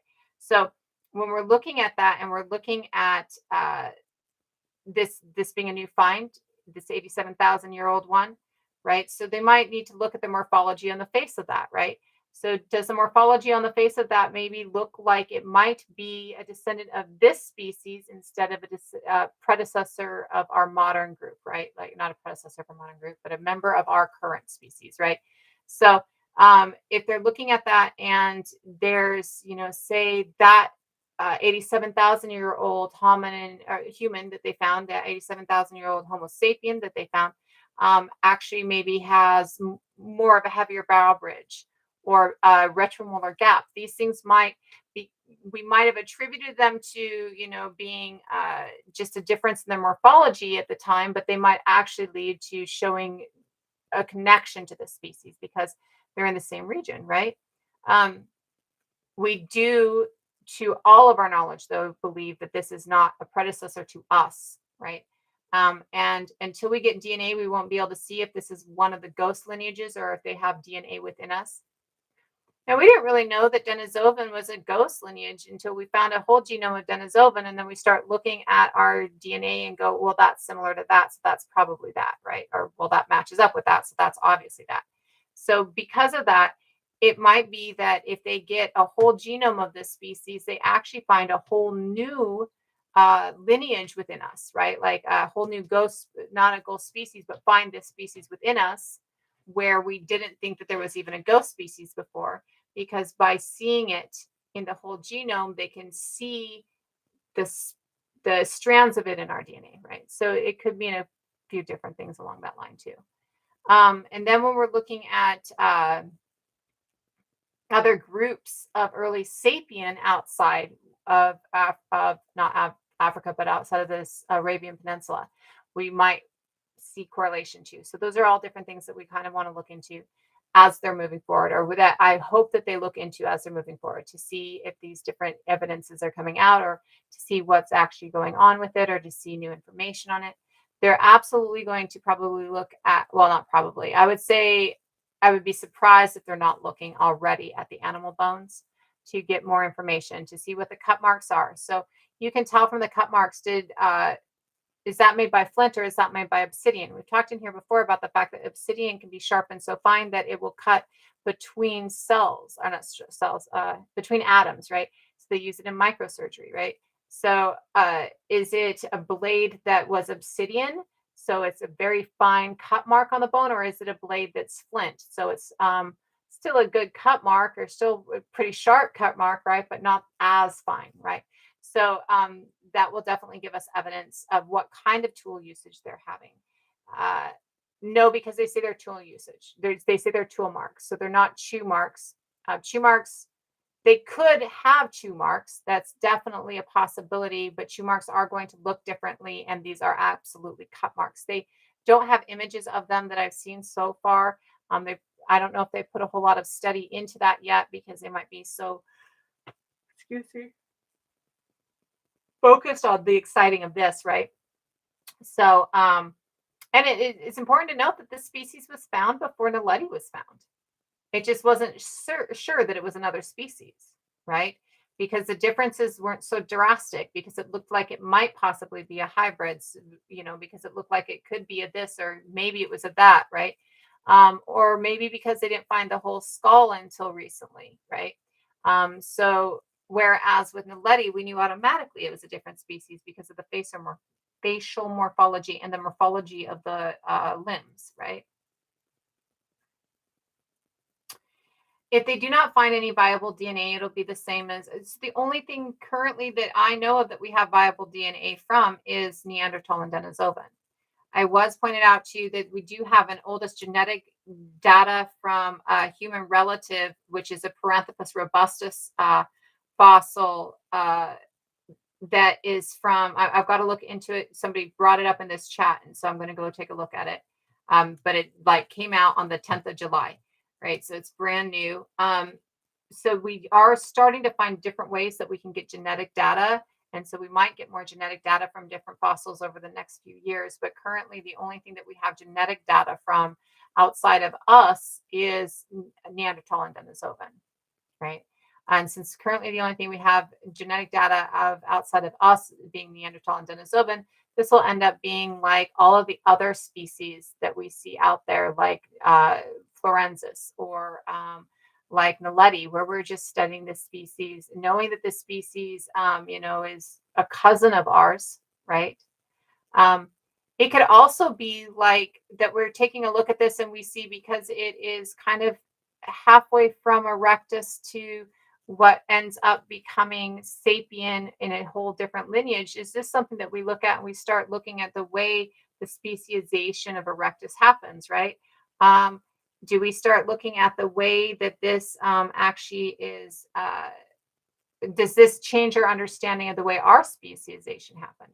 We just recently changed our understanding of the way our speciation happens. So does this change it more so, right? I'm not sure this is our grandpa. I do believe that this is cousin. This is one of our siblings, right? I do believe that. I'm not sure if it's grandpa. I mean, I'm not saying it's completely impossible.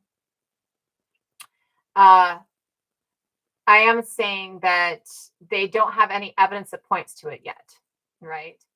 And nothing that they're showing so far would make me believe that. Yet, I'm not saying it's not completely. They are currently saying that it's not like our predecessor. They are, though, absolutely, without a doubt, one of our cousins, because we do absolutely share the same grandfather. I would definitely say that we both share a grandfather of Homo erectus in this case, right? And so they're definitely one of our cousins. And, like all of our other species that we see within us, because again, if you haven't been around, we see 7 different species in us, not only Neanderthal and Denisovan, but we also see 5 ghost species within us. And this article is actually talking about the possibility of a ghost species. It actually seems to mention like 2 different, and it might just be 2 different times, but I thought it was mentioning 2 different species. There is more possibility of ghost species seen in Eurasia. So it absolutely is giving us the idea of more cousins around and more people around, right?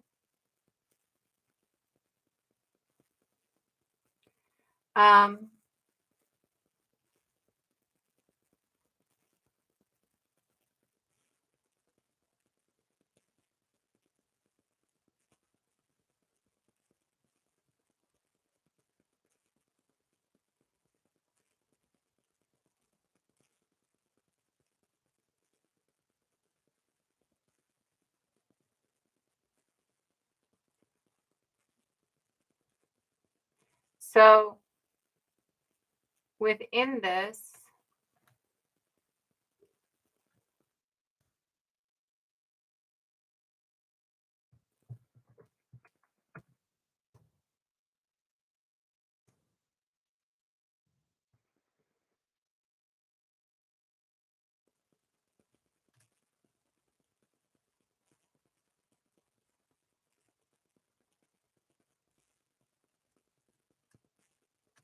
so I'm going to show you guys another one that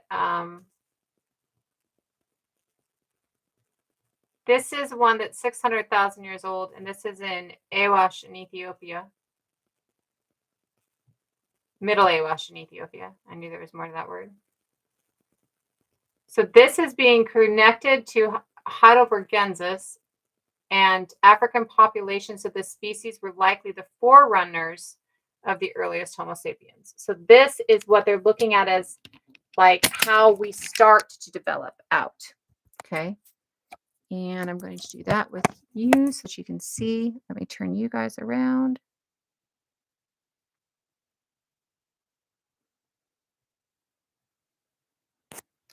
So this one, I can't get it to go any smaller. Wait, actually, let me try something. There we go. So this is from Ethiopia, and it's 600,000 years ago. Now you can see that this, like this skull that we're seeing on the background, has these heavy brow ridges right here, right? This is that brow ridge that meets in the middle, and it makes kind of this M, and it actually really kind of comes down, zygomatic arc. I think this is a zygomatic arc, but it comes down and around, right? You can see with this skeleton, this skull, that its bone here is really heavy, and you can see pretty much the shelf of it, right? How it's really the shelf, and it goes into this low sloping forehead and goes back, right?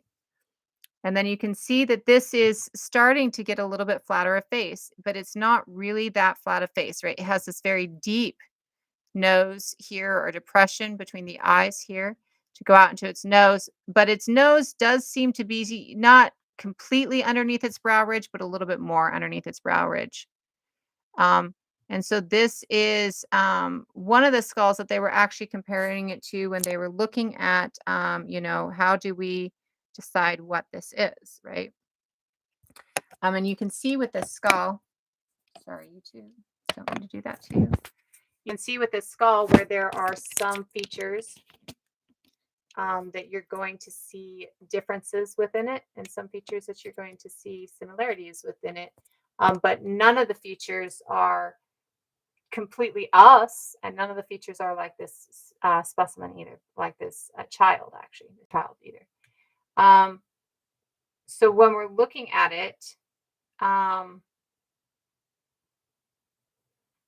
this is just giving us this knowledge that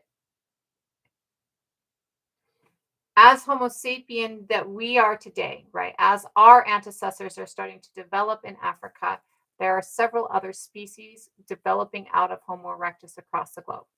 We've talked before about the ghost species and the 130,000-year-old Cerruti mastodon find in Turtle Island, which is North America, for those who do not know, and that being the presence of a species here in Turtle Island, and in Abayala, which is South America, for those who do not know, because we also see a ghost lineage within Abayalian's DNA. We've talked before about a ghost species being seen in the DNA of Indigenous Australians, and that ghost species that we see in the DNA of Indigenous Australians is likely correlated to the 120,000-year-old Moy Hill site that we see in Australia. So this shows us of, really getting everywhere across the globe. We absolutely see that the island of Flores in Indonesia has never been in a space where you did not have to cross water to get to it. So Homo florensis absolutely had to have had their species ancestor cross water to get to that space to speciate into them.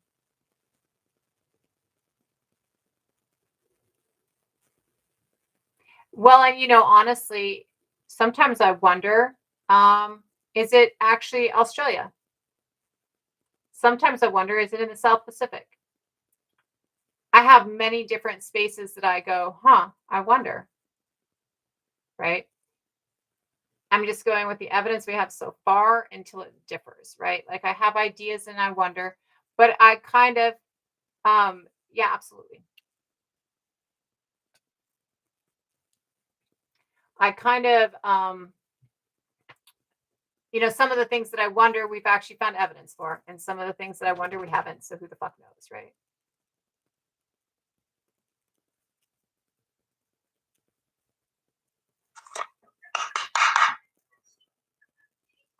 Hello, can you hear me? Oh, yes. Hello. As we're discussing this, and we've discussed this before, but I don't think that people really talk about enough about how, first of all, the borders that we draw are arbitrary, for geography and whatnot. You know what else is arbitrary is the lines. I love this. I love that he might have an elongated skull, right? Because George is so cool. He's got things. It's backwards and forwards. He's all mixed up, right? Yes. This is delightful. Because everybody, this really smacks everybody in the face with the fact that, hey, evolution is a gradient. But I'd also like people to keep in mind that these lines that we draw on what is Homo sapien, what is Homo naledi, what is Neanderthal, what is Denisovan, they're arbitrary too. They are. Yeah, because evolution is constantly, it's continuing, right? Yeah. There was never, pop, there's this species, now this generation is all going to be, it didn't happen like that. Absolutely. It was gradual. Absolutely. But this is cool, the long skull, but his face really does look a lot more like us. It really does. That's neat. Well, and that skull size, that is actually that the way that his skull is actually the same that everybody's skull was until later on. Like, except for Naledi. Naledi's skull is shaped like our shape, but we don't even get our shape until like 30 to 40,000 years ago. Our shape is a later development. Right. And but he has that strong princely jawline and the chin. He does. He does. And I love his little face. Like, I've always had a thing for like the broad, flat front lips, or not front teeth, like Heath Ledger. Heath Ledger had that broad, flat front jaw, and the girl who played Julia not Dreyfus, whatever her name is, the girl that played alongside him in What I Hate About You, she had the same thing where it's like this flat teeth assemblage in the front of the face, kind of like pronounced canines, and that's always been really beautiful to me. And that's what that looks like to me, is that very flat across the front of the upper jaw, which I think is gorgeous. Julia Stiles, that's it. AP, thank you so much. Yeah. And what is the oldest Homo erectus evidence that we have, or skeleton? They're going to go by skeleton. So let's 2 million. 2 million to 2 million. Knowledge. Yeah. That's quick evolution. Yeah, well, so they would have evolved into so that's who evolves into Neanderthal, right? That's who evolves into everybody else, really, to how my professors looked at it, to the people that I know how they looked at it. That's what evolves into everybody else. And so they did evolve into their subspecies. I'm not going to count, but when they're looking at Neanderthal is 600,000 years. So 300,000 years before we're finding this guy too, just like us, right? So they would have speciated in a Neanderthal first out of them, right? But it is very quick. It's only a couple million years. And if we think that they might have come from Homo habilis, it took 1 million years for them to go from Homo habilis to Homo erectus, right? Well, I had someone in my live earlier today, and I referred him to your live, and I hope he came here today. I hope so. He's a nice guy, okay? I'm not going to name him because this can be misconstrued, but he's a nice dude. And he just had questions, okay? And he was leaning towards, all people originated in Africa is what he said, and he was talking about, hair type and stuff like that. And I was like, I don't know. I don't know what in genes, me, I'm limited. I just like to read. And I was like, I don't know, but you got to go talk to her, figure it out. But his thing is that he wanted to believe that the first Homo sapien, he was drawing a line at Homo sapien, and those are the people, right? And I said, and I couldn't help but but stop and think that, like, what if we found out that Homo sapiens, let's say we found the oldest Homo sapien was not in Africa. Let's say we found the oldest one in China. Okay, that still doesn't change the fact that we have the oldest hominids, which are people. Right. They're people. They had culture. They had respect for the dead, which means a concept of life after death. They had, medicine, community, art. It doesn't matter. It still originated in Africa. Yeah. And I just think it's beautiful. I think that people need to appreciate the fact that evolution is still going on, and it doesn't necessarily matter where. Just like, let's watch the beautiful journey unfold. I think that's really real. And so a lot of people don't look at human as being anything other than Homo sapien, but human absolutely, because Homo means human. Like anything that talk about being human half the time isn't even Homo sapien. Like, it's Homo erectus or Homo Neanderthal, or so when we're talking about humans, we have to understand my that. Ex, yeah, right. Mine, well, he's a little bit of a snake, but when we're looking at humans, we you don't like to take it back to Homo erectus, but the reality is that it does go back to actually habilis, right? That's our first species of human, right? So if it goes back to habilis, absolutely habilis originates in Africa. Even if we only take it back to Homo erectus, because we're talking about the other species that speciates outside of Africa, like Neanderthal or Denisovan or Florensis or things like that, we still see that their ancestors started in Africa. We still see that erectus starts in Africa and then takes it out and speciates in this area. So where Neanderthal never makes it into Africa, we absolutely see that their origin, their grandfather, the person that they come from, comes from Africa, right? And so, yeah, absolutely. No matter how many different species we see speciating in different spaces, even if Homo sapiens speciates in somewhere else, our oldest ancestors are in Africa, period. There's just no, Yeah, period.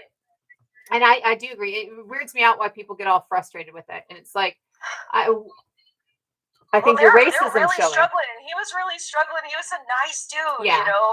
He was just trying to find like the line, and I was like, it's not. I knew it wasn't there, right? Like, well, and so many people need that line. It's what makes them special, right? Makes us a gift. That's the problem. Is we want to feel special. Yeah. Yeah, we need to feel special, and that's it. We tend to classify, box, schedule, and classify and reclassify when the result doesn't suit us. Yeah, to get to where we can be the special and the good. I've known we were animals since I can remember. Like even as a child, like I remember being told that and taught that, right? It surprises me how many people today that you're like, humans are just animals on this planet. We're just another animal. Get so like tripped out. Like we're not an animal, we're a human. And it's like, no, you're an animal. We all belong to the same animal family. We're all animalia. There's several of us that are mammals, right? Like we all are animals, right? People get so offended at the idea they're not the special. Smartest. They found out. Yes, they are. Yes, they are. And it's just ridiculous. It's ridiculous to be so stuck on the idea that you must be special, that you can't see the forest for the trees. It's sad. And when we get past that, we can really start to have fun. But thanks for having me up. I just wanted to touch base on that one, because that's what people are looking for, right? They shouldn't be. There's so much better stuff, but like that's what they're looking for. They're like, where's the line, and who was the first? And man, it's so much more complicated than that. It literally just doesn't work like that. Yeah, and that's real. Okay. Yeah. Thank you very, very much. Absolutely. Thank you for coming up. So all animals didn't originate in Africa, because all animals, like the first animal is prior to Africa. So Pangea has been broken up for, it finished its breakup at 275 million years ago, right? But animals, like the first animals that crawled out to become animals, double-celled, multiple-celled, even the first mammals are around, further back than that. So we're seeing that's why, like you get dinosaurs everywhere and stuff like that. So we're definitely seeing that animals themselves actually start prior to the continent of Africa. Now, Pangea is only the last supercontinent. We're heading into another supercontinent, and we've had several supercontinents over the course of the history of the, or not the history, over the course of the timeline of Earth. We've had several supercontinents, and so Pangea is only one of the supercontinents. What do you mean? Is it Hold on one second. I'm going to grab a drink and get my dog food so he'll shut up. It's that time of night.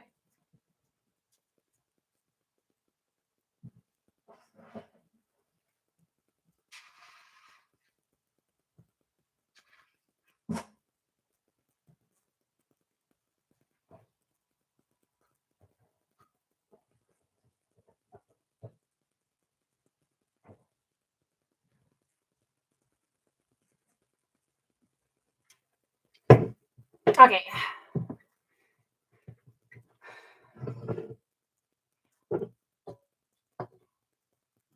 Um, I'm going to stay on tonight because I need this tonight. I need to be distracted tonight. It's really kind of important to me to be distracted tonight. So I'm going to stay on tonight. But I can't talk on this subject forever because if I try and talk on this subject forever, I'm going to go insane. I mean, I don't have enough information to talk on this subject forever. So I'm going to assume that this species is a hairless ape, right? Like I'm going to assume that this species, like Homo erectus, because we believe that it descends from Homo erectus, does not have body hair. It has head hair, right? Like um, this species is 300,000 years old, so it's at the same timeline that we see the oldest of Homo sapiens in Morocco, right? So it is definitely coming from Homo erectus. It's definitely after Neanderthal, after Denisovan is around and everything else. And so we're definitely, because my current understanding is Denisovan is 400,000 years old. So because of that, we're definitely seeing that it is some species that has come from these species and therefore is, I don't know why, like, I can't think of a reason why it would have body hair. So I'm going to state that our knowledge of it states it would only have had head hair. Right. There's nothing within, like they haven't mentioned anything, and there's nothing within our understanding that would give me to believe that they did have any hair other than the hair on their head.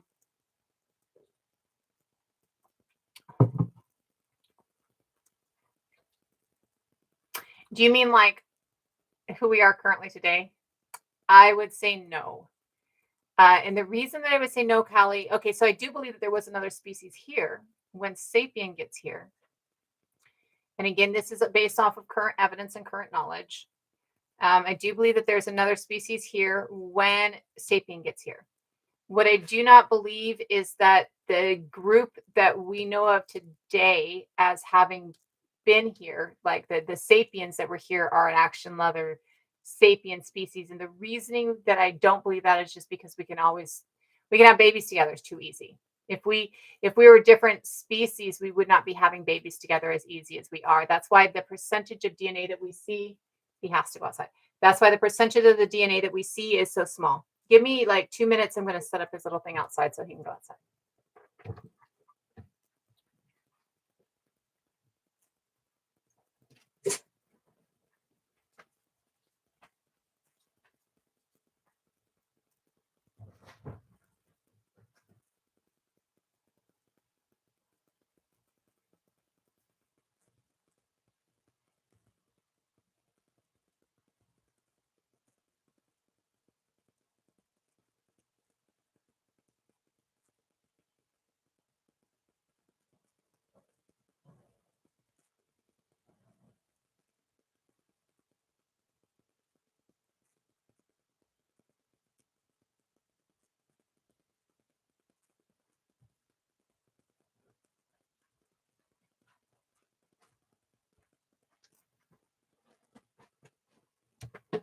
Okay.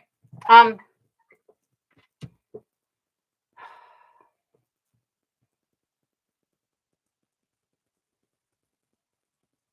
think that I want to switch it up just a little bit. He is a very spoiled sticker. He's completely spoiled. I do think I want to switch it up a little bit.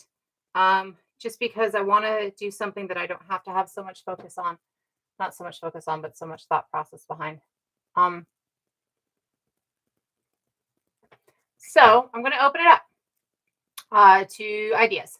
So we can either talk about like other species, we can talk about erectus, we can do a panel, we can do a couple of different ideas. So what would people like to see tonight? Would you guys like to talk about Homo erectus? Would you like to talk about other human species? Would you like to talk about the few things that I know about early man? Do you want to talk about panel groups? Do you want to talk about something else that you think I might have something to do with? Neanderthal, that's a good one. I'm going to let a few people answer before I make a decision on what I'm going to do, just so that several different people get an idea or, kind of go into it. And then go from there.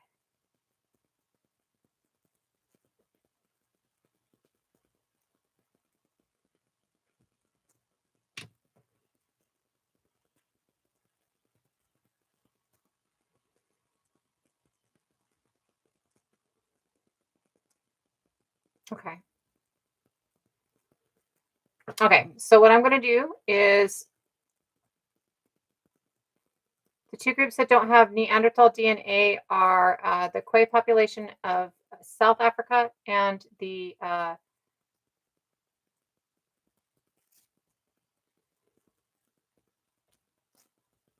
did not help. Sorry, I know that paused me. I didn't mean it to. Hold on just a second. They're the Kwe population of South Africa and the Oyo population of East Africa.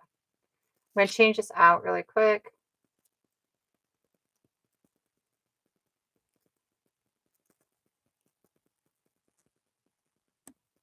Maybe it will let me.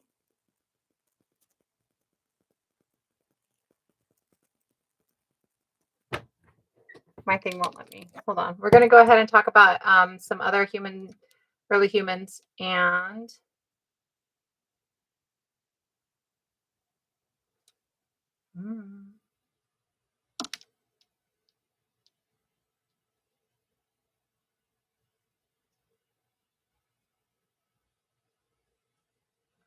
it's not letting me change my picture out. Because I'm trying to change out my picture and it's not letting me. It's giving me problems with trying to change out.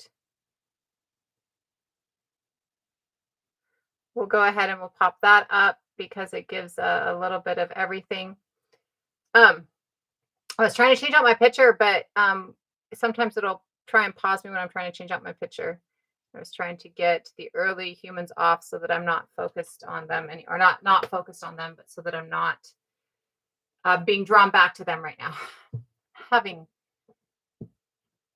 It's been a stressful week and a half, and I'm just not functional or feasible right now. I mean, I am, but I'm not, and this is helpful, so I'm going to stay, and I want to do this right, but I'm just like, oh my god, my brain doesn't work. Hey, Rosie.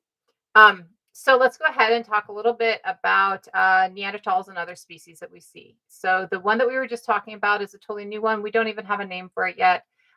It's not information that we have a whole lot on, right? Oh, I know. I love her. She's so gorgeous. So with the species that we've known of up until yesterday morning, we're going to go ahead and talk about some of them, and then we'll talk about Naledi a little bit. So first of all, we see Homo erectus species in Africa roughly 2 million years ago, maybe 2.2 million years ago. And after Homo erectus species in Africa, we see that Homo erectus leaves Africa very early in its time as a species. And we see that Homo erectus leaves Africa at roughly 1.8, 1.9 million years ago. And we know this because of that tooth that we found in Georgia last year, right? And so with this, when Homo erectus leaves Africa, it's really the first hominin species since our start of our species, the hominin line, to have left Africa. And when it leaves Africa, it goes into many different regions. And when it goes into many different regions, it speciates in these different regions. And the reasons that it speciates in these, that was your tooth. Stop leaving your teeth laying around. The reasons that it speciates in many different regions is because it gets isolated in those regions and then it adapts to those regions. So for the most part, speciation will come from being in isolation and adapting to the isolated surroundings. So Neanderthal is a species that speciates out of Homo erectus through Homo heidelbergensis and antecessor, which are subspecies of Homo erectus.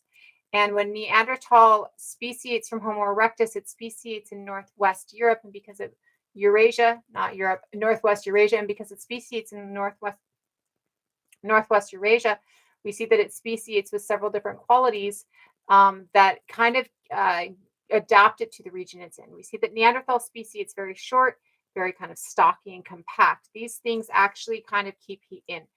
Your epidermis or your skin actually has many different purposes, and one of these purposes is to release heat, right?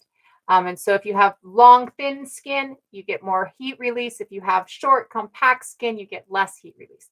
So if you're a short, compact individual, your heat is not releasing as much as if you're a long, thin individual. So we see that Neanderthal speciate short and compact for that cold environment that they're in. We see that they speciate in a range of skin tones that is on a lighter scale. It does not mean that they're all light. It means that it's on a lighter scale. And we see that they speciate with lighter eyes on average. And the lighter eyes on average is because of the low light environment. So these two adaptations have to do with the amount of light that we're seeing in the environment. Because they're in regions that have heavy cloud cover or not a lot of sun or very cold regions, you're seeing that they get this lighter skin so that they can get more vitamin D from the sun, and they need less protection from the sun as well. You're seeing that they're getting lighter eyes, just like we got lighter eyes earlier than they're getting lighter skin, just like we got lighter skin later than we got lighter eyes. And this is because light eyes are actually an adaptation for low light environments. I have gray eyes. If I try and go outside in a really heavy sun day, my eyes hurt. I get headaches. I have to shade my eyes because I have to squint because I can't see very well. Whereas my partner has gold eyes, which are a combination of dark brown to really light gold, right? And so when his eyes are very dark, his eyes don't have as many problems in the sun as when they're lighter, right? So when we're looking at the color of eyes is dependent on adaptation for environment just as much as skin is dependent on adaptation for environment. When we look at the high light areas, we see that skin and eyes are darker. These are both based on the same presence of it's not a chemical, a property within our skin, and that's melanin. Almost said melatonin. Melanin. Both our eyes and our skin are based on our melanin presence in our skin. And we all have melanin. I have melanin, even with my gray eyes. The only people that don't have melanin are albinos. What we have is a presence of more melanin or less melanin. What's the concentration of your melanin in your skin? And so light eyes lose their melanin faster than skin loses its melanin so that you can adapt to the low light environment, because it is very important that you see, right? If you can't see the predator coming at you, how are you supposed to kill the predator coming at you? So we see that Neanderthal develops with a lighter skin tone. And again, this is a range. This does not mean that all Neanderthals are white. What this means is that Neanderthals are on a lighter range of skin tones, right? And we see that they develop with lighter color of eyes, and we see that they develop in that short, stocky. And all of these things are adaptations for environment, cold, lack of sun. When we look at their facial features, we see the same thing. When we look at their facial features, we see that they develop these heavy brow ridges, which they kind of carry down because Homo erectus and all these other early humans have these same heavy brow ridges. They also develop what we call a mid-face prognosis, and a mid-face, not prognosis, prognosis, not prognosis, sorry, mid-face prognosis. And a mid-face prognosis is where the middle of your face kind of sticks out like this. Now, no other species but us and the new species that we just saw actually has any form of a chin. Everybody else's chin kind of slopes back like this from their teeth, right? And because everybody's chin kind of slopes back like this from their teeth, you see with Neanderthals that their chin actually does that, but that makes that mid-face prognosis a little bit more, right? So they have the middle of their face sticking out. They have these very heavy brows that have eyes that are kind of sunken back underneath them. And then they have this large nose. And the opening of their nose is actually really large compared to ours. So the opening, no matter what size of your or the flesh of your nose, the opening behind your nose is just two narrow slits, right? And that's what goes back into the sinuses that we then breathe air through, that then goes to cool or warm our brain, that, works in all of our different things, right? So with Neanderthals, we see that mid-face prognosis means that they have this larger sinus capacity behind their nose. So if you're out to hear, this is all of this extra sinus capacity, right? And so they have these not relatively, they have these large holes, much larger than ours, holes for the air to come in. It goes through all those shell-like structures in the sinuses and warms up before it hits the brain. And this is a adaptation for the cold weather environment that they're in, that they get after adapting from Homo erectus subspecies Homo heidelbergensis and Homo antecessor is currently, I believe, the two that we are relating the most to Neanderthal. We see that we find Neanderthal in 1850 or the 1850s. And when we find Neanderthal in the 1850s, we did not believe that other species of humans existed before us. We believed that God had made us, all of that jazz, right?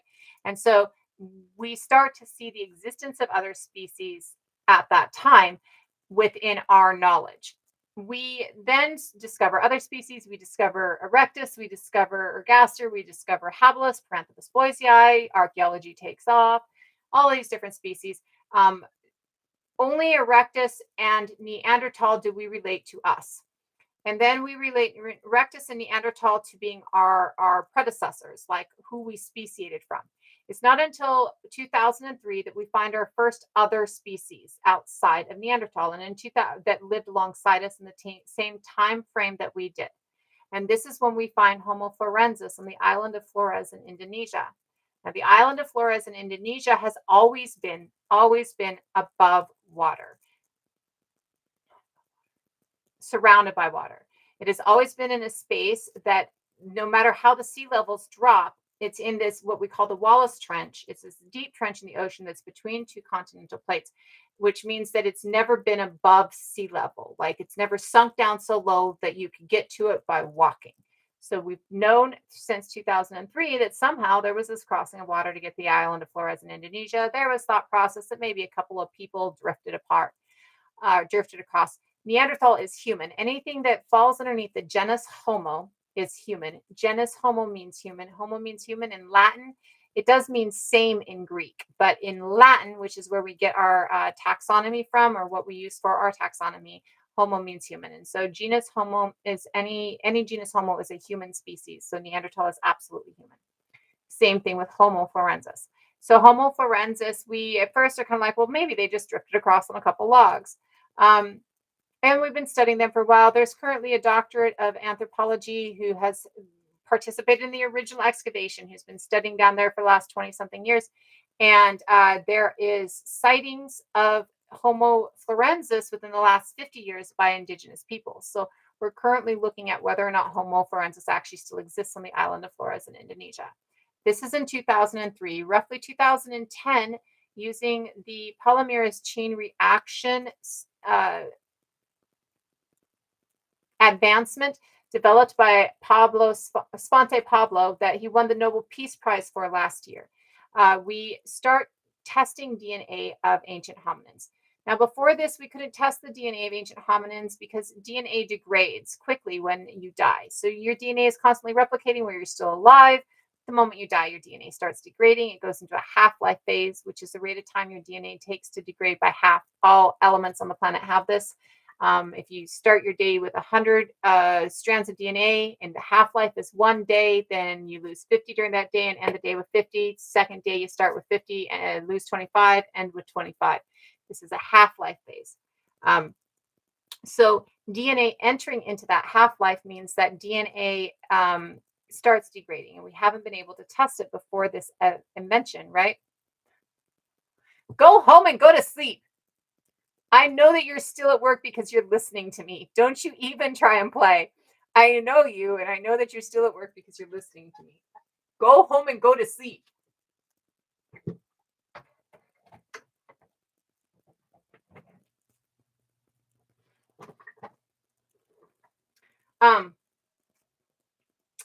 Well, I've said that about Homo forensis a few times. Yes, there is a doctorate of archaeology or of anthropology who has been studying forensis, and they're starting to take indigenous people's word. They're starting to no longer like tell indigenous people that they don't know what the fuck they're talking about in their own space in some spaces. In some spaces. And so now they're actually looking. So there are the hobbit species. Homo florensis is the hobbit species. Homo florensis is like 3'5" at its height and has big feet.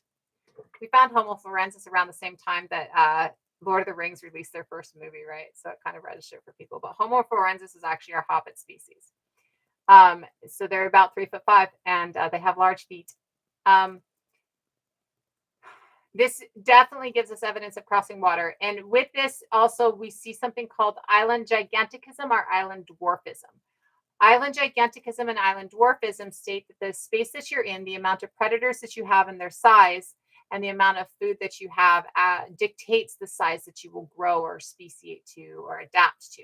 So if you are dealing with island giganticism, you're in a space that's quite large, you have a lot of large predators, and there's abundance of food, and so there's not a lot of you, and so you'll get gigantic. That's why we have a lot of megafauna in the Americas.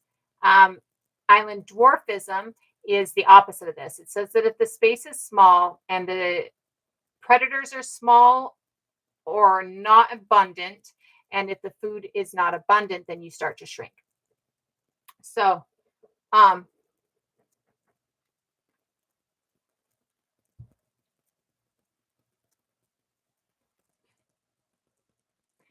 that makes total sense, though, Rosie. I mean, that's the white supremacy and the talking points, right?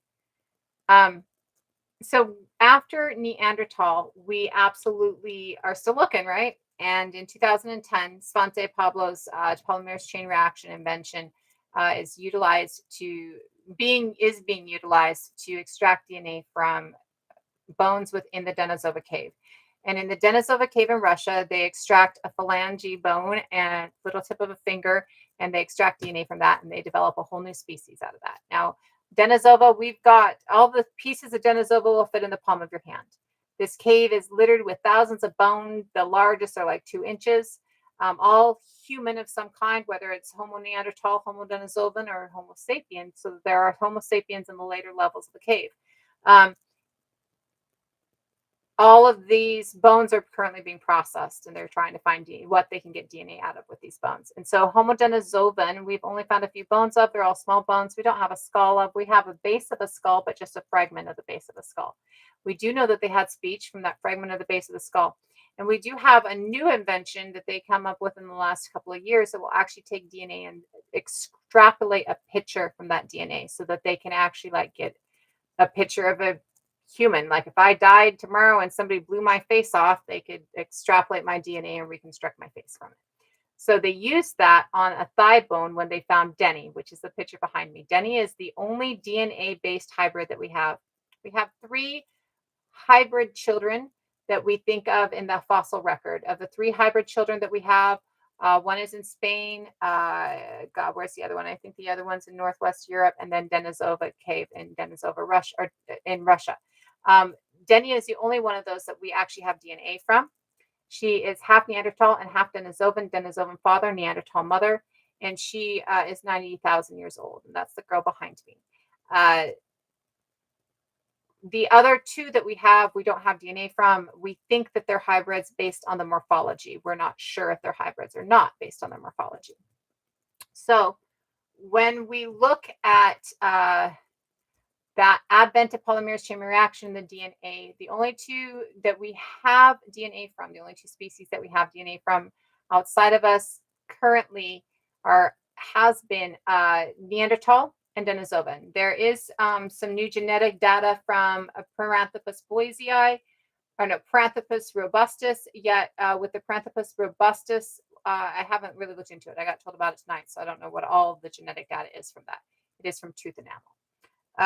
When we're looking at the species and we're finding them, Denisovan found in 2010 is not our last. After that, we find in 2012 Homo naledi. We'll get more into Homo naledi, so I'm just going to state Homo naledi's name here. After Homo naledi, we find within the fossil record, so we found Homo longi in 1970. Currently, we're not sure if longi is a new species all of its own, or if longi is the skull of a Denisovan, since we don't have a skull of a Denisovan. Only time will tell. Only getting DNA from a skull that looks like longi or finding a Denisovan skull will tell. Until then, we do not know. We assume, or we think that Longi is Denisovan, but it could be a whole new species. Then, roughly around the same time that they reevaluated Longi and decided that Longi is either Denisovan or a whole new species, first they decided it was a new species, we found Homo luzonensis in the island of Luzon in the Philippines. And this is, again, another one of those spaces that they absolutely have to cross water to get to. This is, again, another one of those spaces that proves boat travel, that proves water crossing in Homo erectus and in the subspecies of Homo erectus. Homo luzonensis is a dwarf species. Homo luzonensis is about 4'5" at its height. And I can't remember the rest because it's such a new one that I haven't really put a whole lot of effort into it because it's not as interesting to me as some of the other ones like Mileti. So I do not know a whole lot about their morphology other than their height. And that we found them in 2020, 2019, something like that. We didn't publish or see publications on them until 2022. We don't have a full Denisovan skull. We don't have the top of a Denisovan skull, right? The top. So we have a piece of their bone, a fragment of the lower portion of their skull, right? But we don't have the full skull, right? And what this is when you're looking at with Longi, all we have is from here up too. We don't have a full skull with Longi. We have from the orbital sockets up too, right? So any frontal maxillary bones of Denisovan aren't going to compare to Longi, right? Because we don't have any Longi frontal maxillary bones, pretty much, right?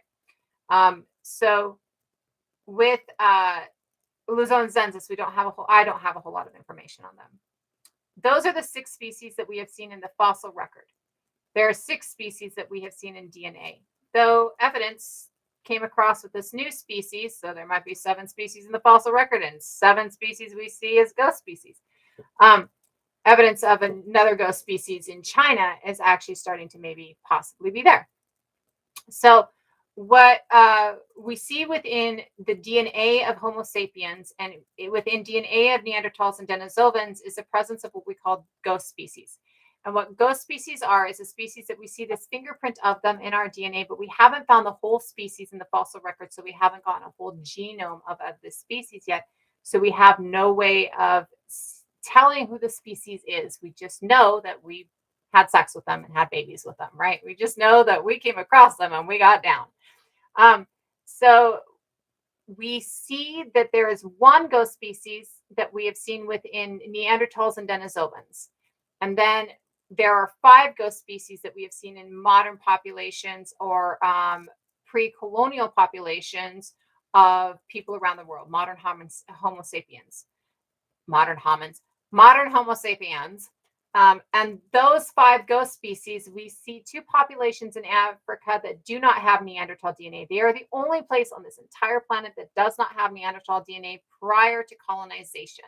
So every other find that we have across the planet as a prior to colonization that we've got DNA from has Neanderthal DNA within it, other than the 2 spaces within Africa.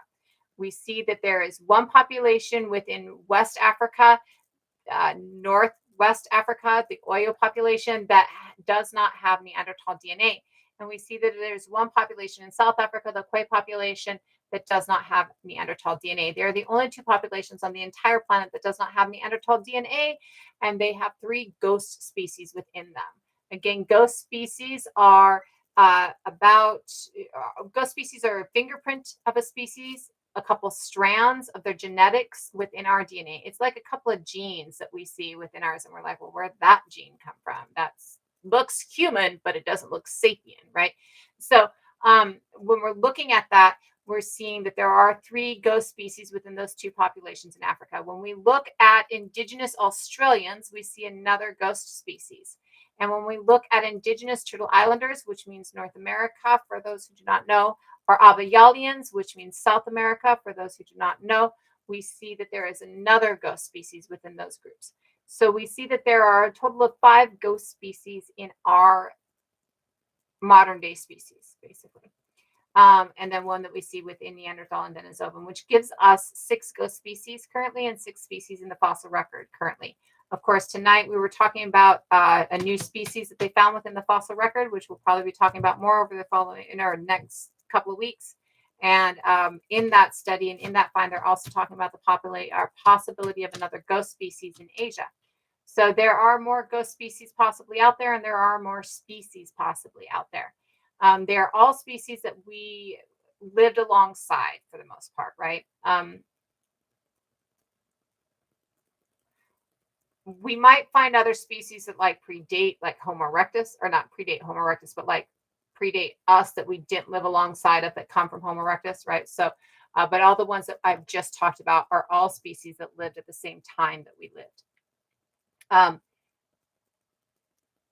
When we're looking at the different species across the globe, we can absolutely trace migration patterns to them, and we can absolutely see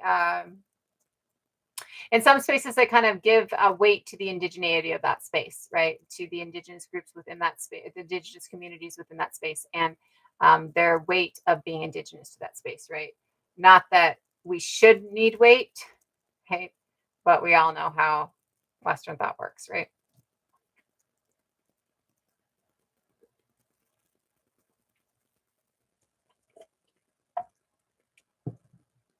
I'm actually a scientist, but it is great that there's all of us scientists out here compiling all this information and trying to discover shit. Absolutely. Some of these ghost species genes probably get expressed. I have not seen anything that has related ghost species genes to different expression. I have seen different expression of Denisovan genes or different expression of Neanderthal genes, right? But I haven't seen where they've related any of it to ghost genes yet. It might, right?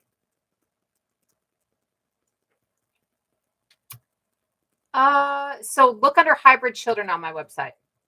So I think it is under this week. It's under this week on my website. I need to adjust that. It's under this week on my website, and it's the bottom one on this week, and it says hybrid children. And then you'll see the Lapido child, and you'll see Denny. Denny's the last 2 or 3. Denny is the last 2 or 3 underneath that tab on the site. Absolutely, absolutely. Junior studying scientists. Well, I personally believe we're all scientists, right? I do believe that. Thank you so much, Todd. I personally believe that science is basal to homogeneous, right? I believe that the homogeneous is scientists. I believe that Homo erectus had science, right? I can prove it, right, with fire and tools and stuff like that. So I do believe that we're all scientists. So you are totally a junior scientist. I think you're just a scientist, though, right? We're all scientists. I am like I only said that I'm a scientist as well because of the way it phrased. It looked like it was like, I'm not a scientist and I'm going and taking scientist work and imparting it. Um, uh, but it is like a field that I'm a scientist in, right? So I just wanted to make sure that that was clear and not that it was like I'm just giving somebody else's information out. My head. So Neanderthals, other species within us. Let's go back and touch on Homo naledi because that was one of the questions or one of the comments too. So Homo naledi is a species that we find in roughly 2012 and it's found in the Rising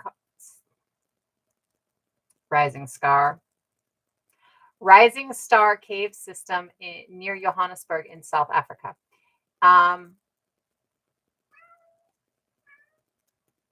It is true that we only carry, so it's not genes, it's so mitochondrial DNA and Y DNA. That doesn't necessarily mean the genes. Like it's not that we just got our genes from women, but we do only carry mitochondrial Neanderthal DNA. We do not carry Y Neanderthal DNA, but it doesn't look like Neanderthals had a Y DNA. They had our Y chromosome for their DNA. The Y chromosome that we see. So we've only found like out of all of our Neanderthal finds, we have a lot of, when we DNA test them, most of them are women. And when we DNA test them, their women are larger than their men. Their women appear to be the hunters. Absolutely. There's a lot of wear and tear that is associated with those things. And this is all finds that we thought were male before because the way they looked, right? And so it does DNA test out to be female for the most part. We have only found male DNA or Y chromosome DNA in 3 of the Neanderthal finds that we have. And of those 3 that we find Y chromosome DNA way, way, way back, it's closely related to the Denisovan Y chromosome DNA. It does not look like it's a unique or Neanderthal Y chromosome DNA. And later on, after they start interbreeding with us and hybridizing with us, we're seeing that Y chromosome DNA is Homo sapien Y chromosome DNA.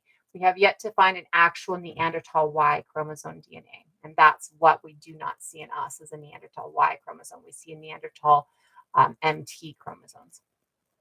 So Naledi is in the Rising Star Cave in South Africa near Johannesburg. And Naledi is found in 2012. Naledi is way back through this cave that you just have to crawl to get through. Some of the regions within Naledi are like 11 by 11. Like it's tiny. It's a squeeze. In fact, the lead anthropologist had to specifically lose weight so he could climb into this, right? He has released the documentary on this on Netflix, and the documentary on this on Netflix is called Unknown Cave of Bones. The lead archaeologist on this is Lee Berger, Berger. And Lee Berger has a couple lectures that you can find on like YouTube and stuff like that going over Homo naledi. When we're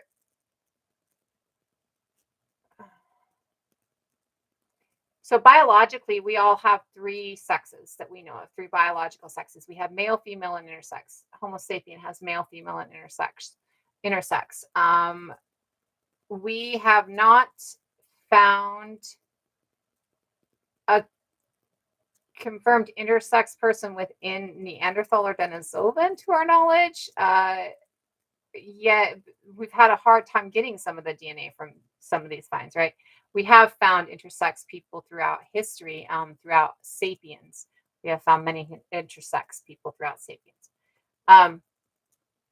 When we're looking at the documentary from Lee Berger on Netflix, and when we're looking at the possibility of watching his lectures on YouTube, again, Lee, Lee, Berger, Berger, and we're looking at Naledi, what we're looking at is all the discoveries and all the information that they have given, or that they have, well, not all of it, because I think he has more stuff he's planning on releasing, but a lot of the information that they've gathered since 2012 in this cave system. It's a very like crawl through it. It's very small. You've got to climb over. They've got like the dragon's back and the dragon's ridge. I mean, it's a lot to get through, right?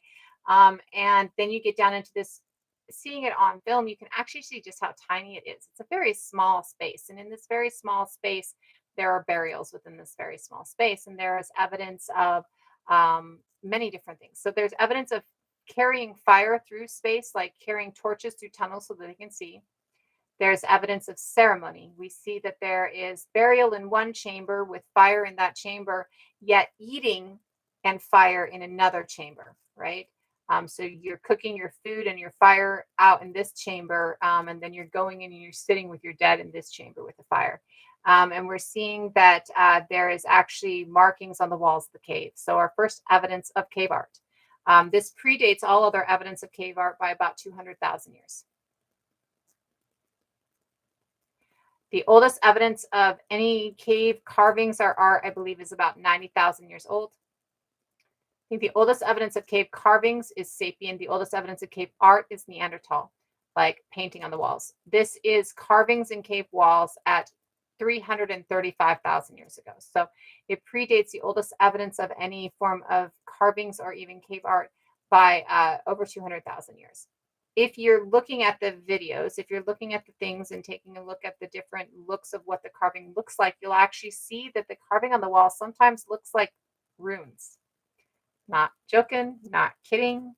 There is a point in the documentary where the light is shined over. It's like a purple light, and you'll see it in that flash. And then a point when he brings it up and it's full clear, and there's lines on the wall like this, lines on the cave wall like this.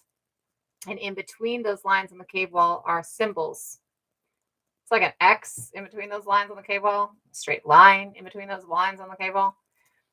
So to me, studying runic and knowing runic, I was like, that doesn't mean that it's runic, but it does mean that it could possibly, right, indicate a presence of writing way earlier than we think of writing, right?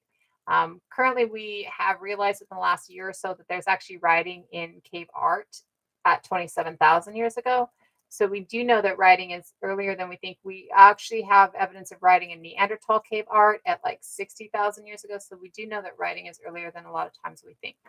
Um, Yet this would absolutely be our earliest if that is what it pans out to be. So they are crawling through these caves with their dead and burying their dead in the back of these caves in these tiny little spaces that they're holding ceremony within afterwards. And this is 335 to 235,000 years ago. This is not a species that we think is a part of our lineage. It is a species that we think that we came into being during the same time period where they were living, right? During the same space and time period. So it's very possible that we came in contact with them and learned from them, but we do not believe that we have genetics from them, or not genetics from them, but that our species has some of their genes within it.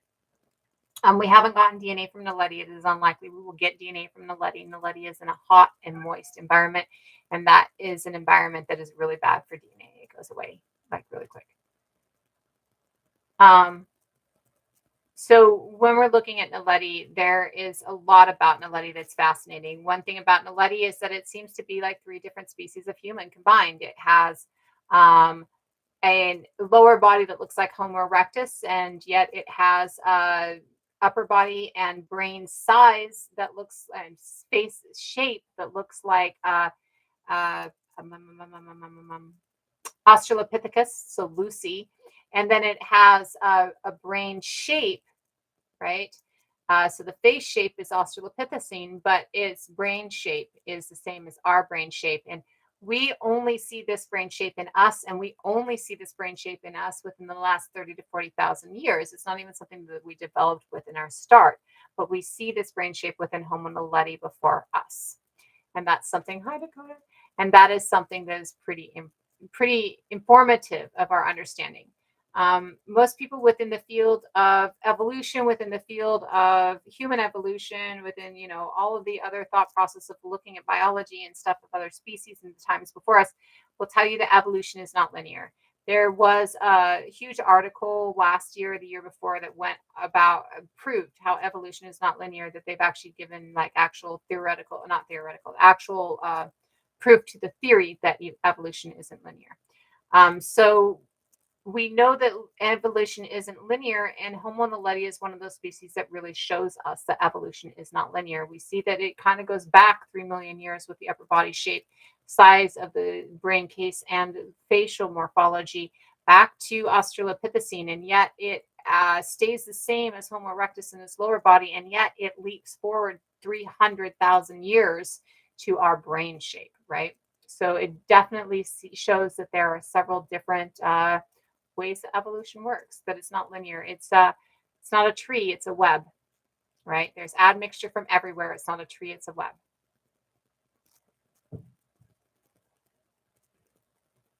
Yeah. So these were tool users, and one of the things that they showed us with the documentary with Homo naledi is that one of the burials is now our oldest burial with a tool. And so this is again 335,000 years ago. It is a child burial. Over the burial is a hash mark scratched into the wall, carved into the wall. And in the hand of the child is a tool. And the tool that's in the hand of the child looks like a tool that one would use to carve on cave walls. It actually looks almost like a stylus, an early stylus, right? Like it has a point that you could use to like carve into the walls, and then it has a way to hold it in your hand, right? So this is Naledi. So with this, we're actually seeing early tool usage, our earliest writing tool, right? That would be our earliest drawing tool or earliest writing tool. If that proves to be writing, it's definitely our earliest drawing tool, right? And we're seeing it in the child of a hand. So we like to think of brain size as mattering, and Naledi proves to us that brain size doesn't matter. Naledi's brain size is roughly the size of an Australopithecine. It's a small size of a brain. But Naledi proves to us what we've also come to know within our own species more recently, and it is that the shape of the brain is way more important than the size of the brain. Neanderthals had a larger brain than us. There are other species that have had larger sized brains, more cubic centimeters of mass in their brains, in their skulls than us. What is the difference between us and them when it comes to the way that our brain works is the same difference between Naledi and other species in the way that their brain works, and it's the shape. So, in the shape of early Homo species of all of us, we see that this is the forehead, here is the spine, and this is the back of the skull. This back of the skull usually has like a bun here. You can almost kind of see a bun with my little interior, my thumb and finger here, right? And this can be bigger, it can be smaller. This is the shape. About 30 to 40,000 years ago for us, and in Homo naledi, the shape of the brain is this. This circular shape of our brain, kind of 3/4 of a pie shape of our brain, is what we call a globular brain, and within it is the lobes of our brain. So it is a globular lobal brain, and we believe that it gives us the greater synapses firing that we believe that we have. I am not a proponent that we are smarter than anything else. I personally think we're dumb as fuck. Personally, because we're trying to kill ourselves, and no other species out here is trying to kill itself off. We're trying to kill ourselves off, right? So I personally think that we're not as smart as other species. I personally think dolphins are smarter than us. Personally think there are other species out there that are way smarter than us, right? We think of ourselves as this extremely intelligent species, and to our understanding, the reason that we have the brain ability that we're so proud of is because of that globular lobal brain and the shape, not the size. The size of our brains being important has actually been out of the idea of why we're so smart for probably 10 to 15 years. We've known for a while that it is actually the shape that actually increases the malleability of the knowledge and the synapses firing that we think gets us to where we're at, right? And so Naledi does have a small brain, but Naledi has a shape like ours, and Naledi obviously has a small or a smart brain. When we're looking at burial, we don't see burial again until 90,000 years ago within Homo Neanderthal. But we see it between 335 and 235,000 years ago in Naledi. When we're looking at marking cave walls, we don't see that again until about 90,000 years ago within us, right? And drawing or not drawing, painting comes out in a sapient or not sapient Neanderthal afterwards. But at 335 to 235,000 years ago, Homo naledi in South Africa is doing these things. We don't see evidence of carrying of fire through tunnels or across space until God, another 100, 200,000 years easily, right? All of these things are a couple 100,000 years before we see them in ourselves at all. And almost to a higher level than we see them in ourselves until later anyways, right? Thank you, Nitwit. So all of these things within Homo naledi really give us so much different information on, whether or not onto whether or not we are the smartest in the bunch, right? And what other species live alongside us. Again, we do see that there's about 6 species that we found so far in the fossil record and about 6 ghost species that we found in DNA.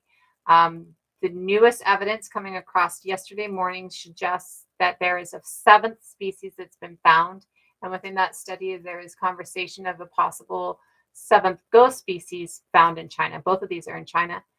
This is the Hulong Cave in China, and it is an entirely new species that is 300,000 years old that has shared characteristics of of Erectus and Sapiens.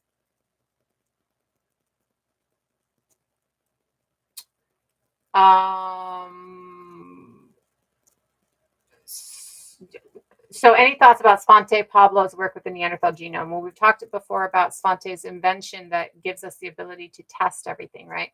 So Svante Pablo is again the guy who won the Nobel Peace Prize last year, whose invention of what we call polymerase chain reaction, or PCR, gives us the ability to replicate a single strand of DNA into millions of copies, which gives us the ability to actually test the DNA, because without that, we can't test it. We destroy DNA when we test it, not only when we collect it, but when we test it. And if we've only got a couple of strands, it won't even test for us, right? So it's not like we can make multiple strands on a single one, right? So when we're looking at that, PCR is giving us the ability to actually test these. And so we've gotten a lot of information out of the Neanderthal after this. There is so much information on Neanderthal. Svante Pablo's work, I haven't I know he invented the polymerase chain reaction. I know that he's helped us through that work. I know that he works with Max Planck and is helping come up with all of these new testing theories and thought processes. But I don't know of anything that is like, oh, so we know that Neanderthal women are larger than Neanderthal men, and we know that because Svante Pablo did the testing and published a study on it. I don't know of anything like that that is specific to Svante Pablo myself. I do know that really all of the work that we have on DNA comes from his fucking amazing invention, right? So he is the foundation of all of that study, but I haven't seen any studies that he specifically put out. I'm trying to think. So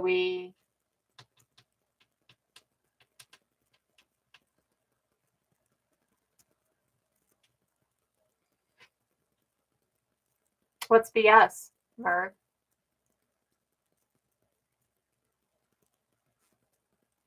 What haplogroup for who? Stay true. What's BS, Merv? That Pablo Svante Pablo won the Nobel Peace Prize last year? What is Widda?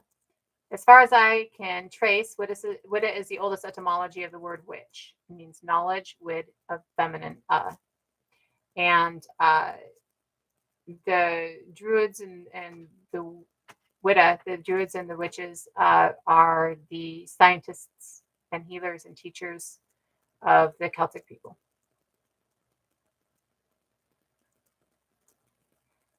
The picture behind me is of Denny. Denny is a half Neanderthal, half Denisovan hybrid that we found that's 90,000 years old. And she has a Neanderthal mother and a Denisovan father, and she died at the age of 13.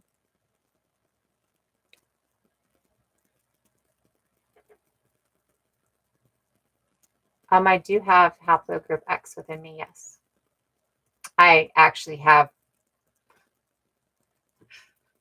almost all the haplogroups within me.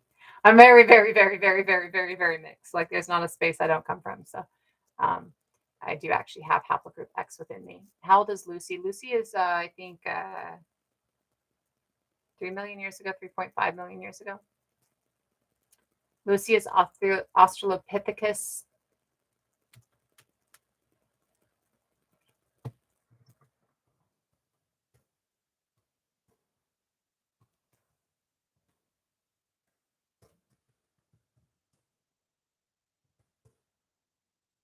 Afarensis. Australopithecus afarensis, and 3.2 million years ago.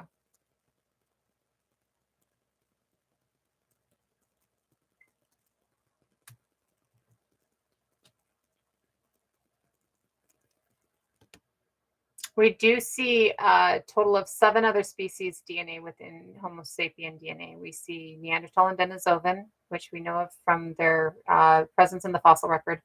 And then we see 5 ghost species. Ghost species are species that we see just a little print of them in our DNA, like a little piece of their genome in our DNA, but we haven't found their whole genome in the fossil record, so we don't know who they are.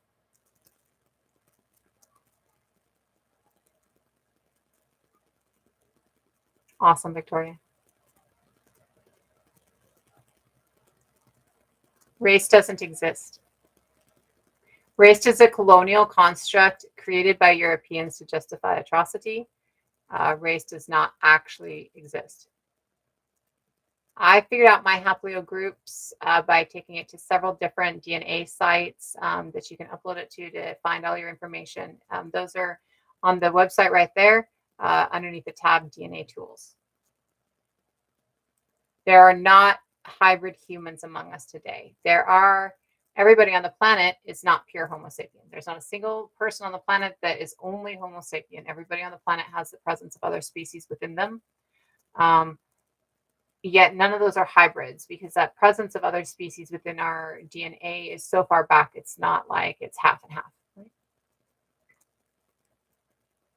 The oldest one that we have, yay, good sleepy. The oldest upright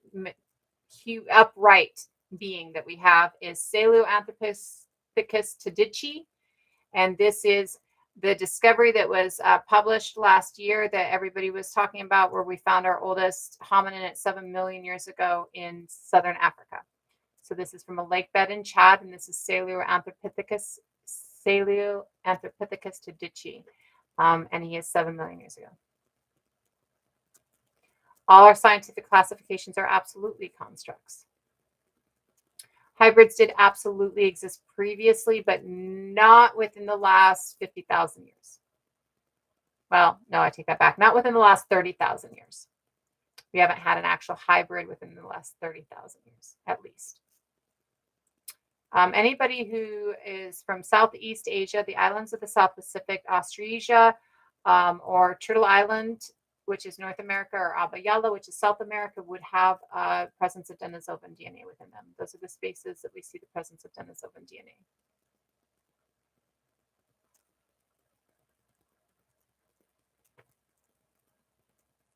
Hybrids did exist. Well, okay, so like we're a hybrid. We come from many different subspecies of Homo erectus all living together in the same bands, breeding. Maybe it was an antecessor and a heidelbergensis. And in this band over here, a couple antecessors and heidelbergensis bred.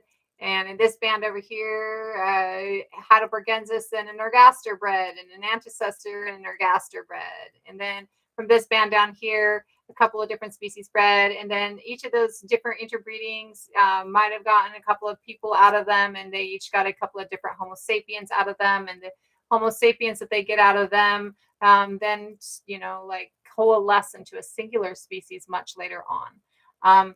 We are all hybridized, like we, everything about it.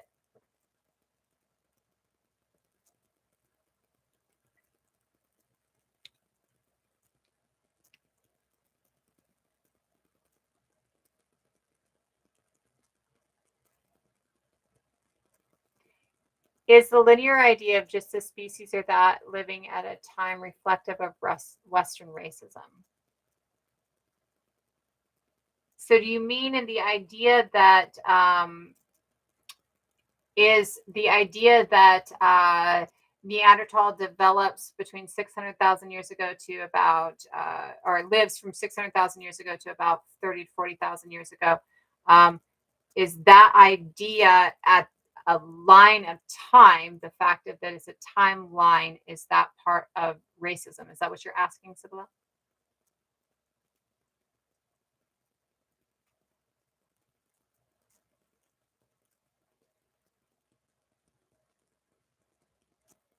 Well, this is nobody's ancestor. This is half Denisovan and half Neanderthal. And she was 13 when she died, and she didn't have children. So this is nobody's ancestors. Everybody has Neanderthal and Denisovan, or not Denisovan, Neanderthal and Homo sapien in them, from white to everybody else.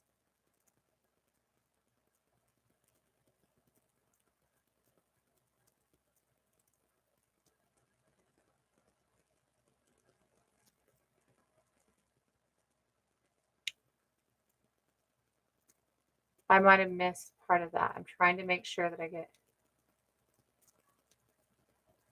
this question.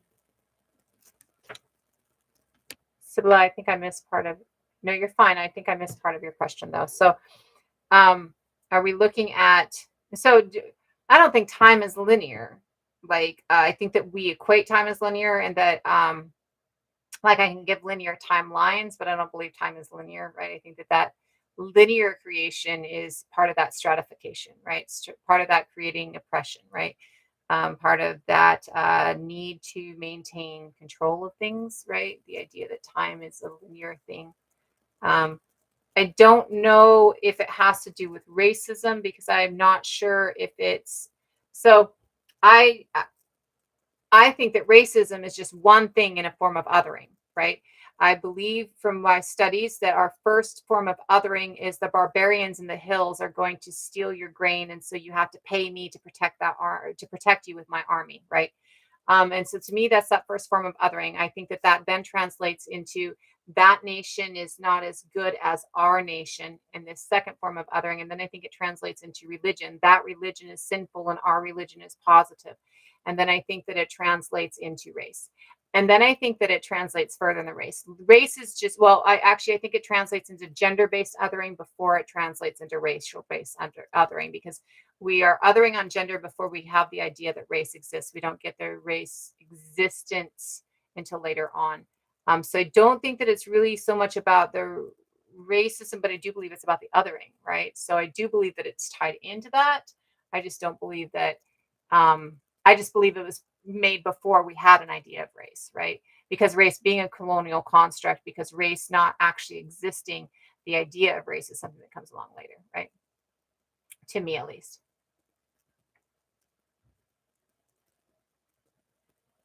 I can track the first, so the first humans would be Homo habilis, and I can track the first humans to Africa. The first Homo erectus I can track to Africa, and the first Homo sapiens I can track to Africa.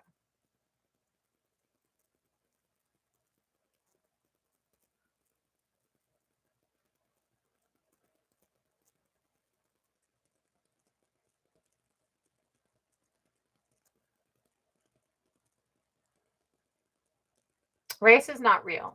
The Human Genome Project proved that race is not real. And how the Human Genome Project proves that race is not real is because there's more genetic diversity within primary communities than there is between primary communities pre-colonization. So race is not real. Race is a social or colonial construct. Most people refer to it as a social construct. I prefer the term colonial construct. Uh, ethnicity is real. Genetics is real. Not eugenics, but genetics, like as in the line that your family comes from is real. And culture is real. But another example, but race can't be proven by blood and bone structure. And actually, bone structure proving race is phrenology. And that has been not only debunked, but classified as an extremely racist behavior. So not only is it debunked, but it's been called as being a problematic issue. So, nah, not even. So one way that we can prove that, race isn't real is through the fact that you can see that all the genes that you can possibly find within the human species, within Homo sapien, are seen within the Kwe people of South Africa, right? That's the entire genomics. Like all sapien genomes are found within that group. When you're looking at uh, the whole genome project, when you're looking at people's actual genetics, like the actual science, not just your fucking opinion, right? So when we're looking at the actual genetics, we can see that you are more genetically diverse within primary populations than between primary populations. And I want you to just take a hot second and think about this. If your genetics are narrowing, you become inbred. So if your genome is narrowing, you become inbred. So if you do not have a genetically diverse primary population, you become inbred and you kill yourself off. Okay.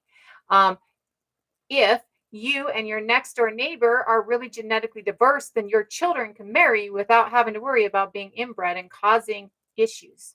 Okay. There are several different ways that we have proven that race doesn't actually exist. That is just the most scientific way that we have proven race doesn't actually exist. So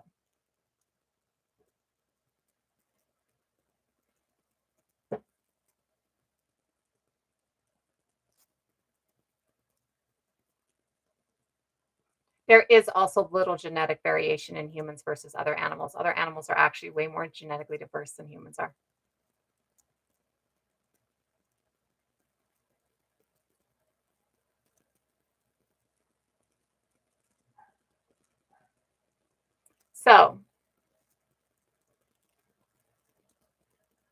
So ethnic group is about location and about culture and genetics. So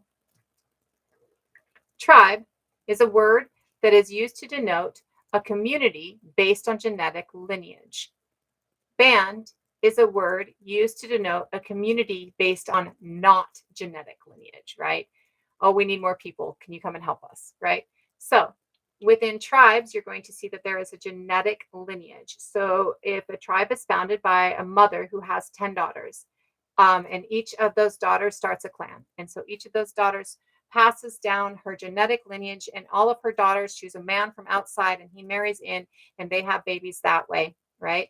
This is a tribe, right? And this tribe is based on genetics, right?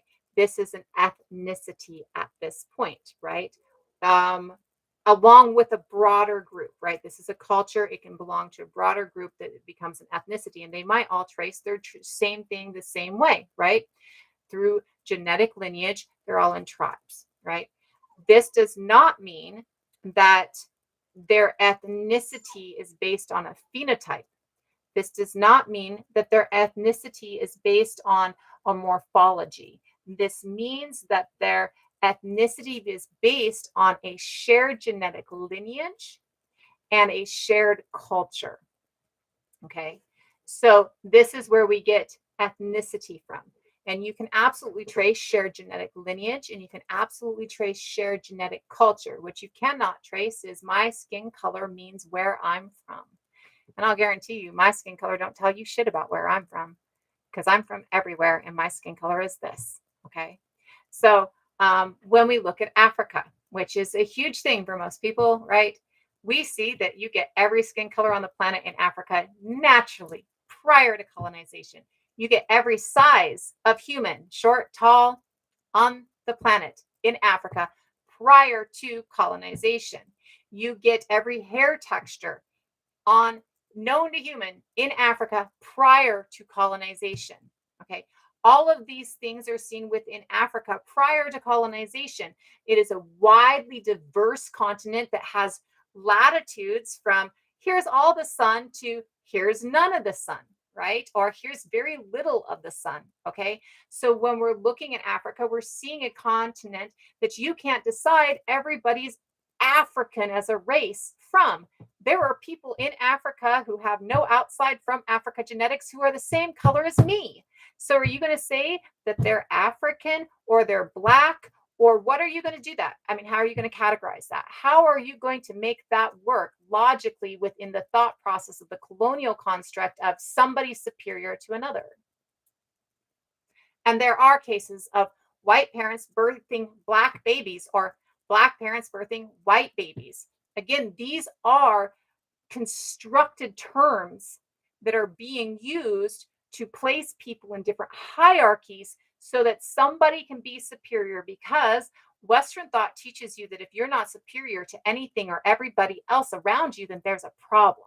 Because Western thought is so stuck on having to be the best of the fucking best without the effort of the best of the best that they get really pissed off if it might be that they're not the superior, top of the line, up here person.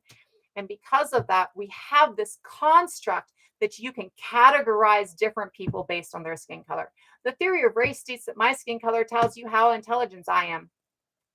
By that thought process, I'm a fucking genius, right? Which, I mean, I'm not, right? So are you going to listen to me because I'm a genius because I'm light? Like, what the fuck?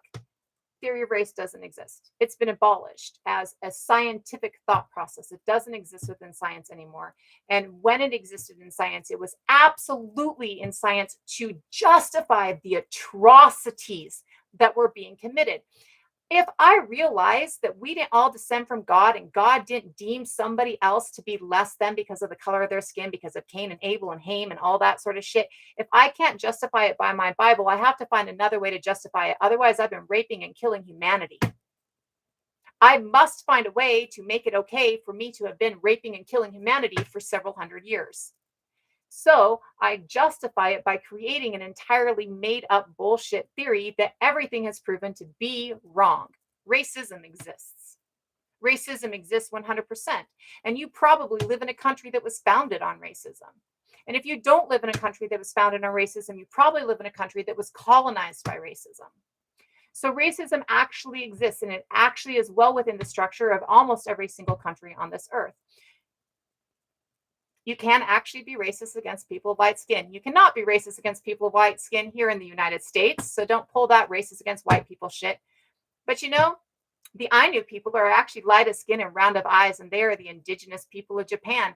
And there are people who are racist against the Ainu people in Japan because they are considered to be a race and they are considered to be an inferior race because they are light of skin and round of eyes. So you can absolutely be racist against white people. There are several different groups of people that we would classify as white. We should not be classifying everybody, how frigging egotistical of us, that we would classify as white, who are oppressed and suppressed groups. Not here in America, so don't play that bullshit. Not here in the United States, certainly not within the United States or Canada, right? Absolutely not over here. But there are different groups around the world where you see communities who are light of skin who are being oppressed by communities who are darker of skin, just not here, right?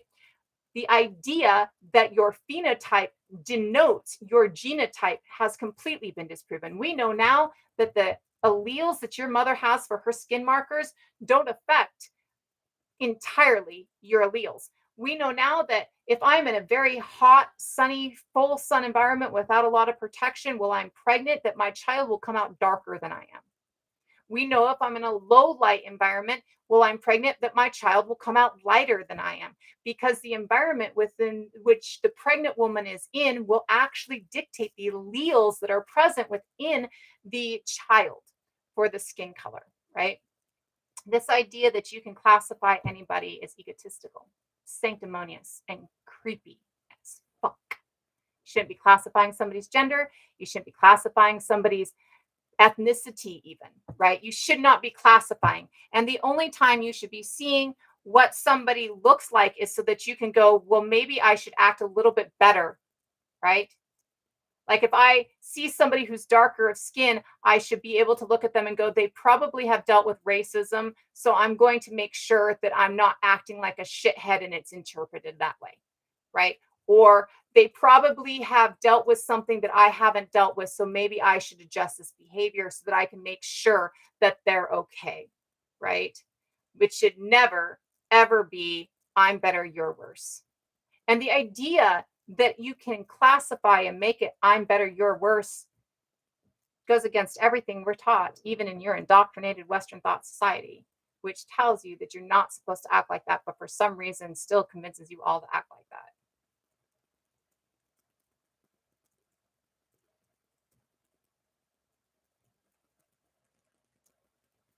We know that it's not the size of the brain, it's the shape of the brain.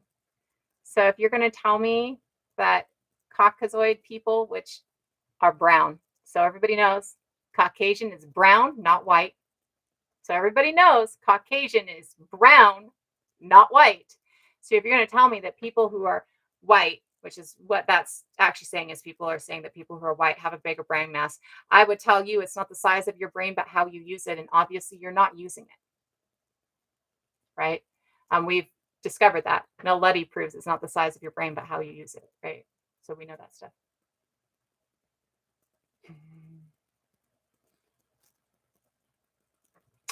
The blue lips come because when you're really mixed, like when you belong to every single continent on this planet, and when your ancestors come from every single group of space on this planet, your lips turn blue.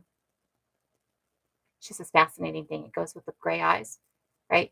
And it comes with the nose ring. So you're born with these blue lips and those nose rings because you're just extremely genetically mixed. And when you're that extremely genetically mixed, you have to be born with something special that just shows everybody that you're extremely genetically mixed. So that's where the blue lips come from. Thank you.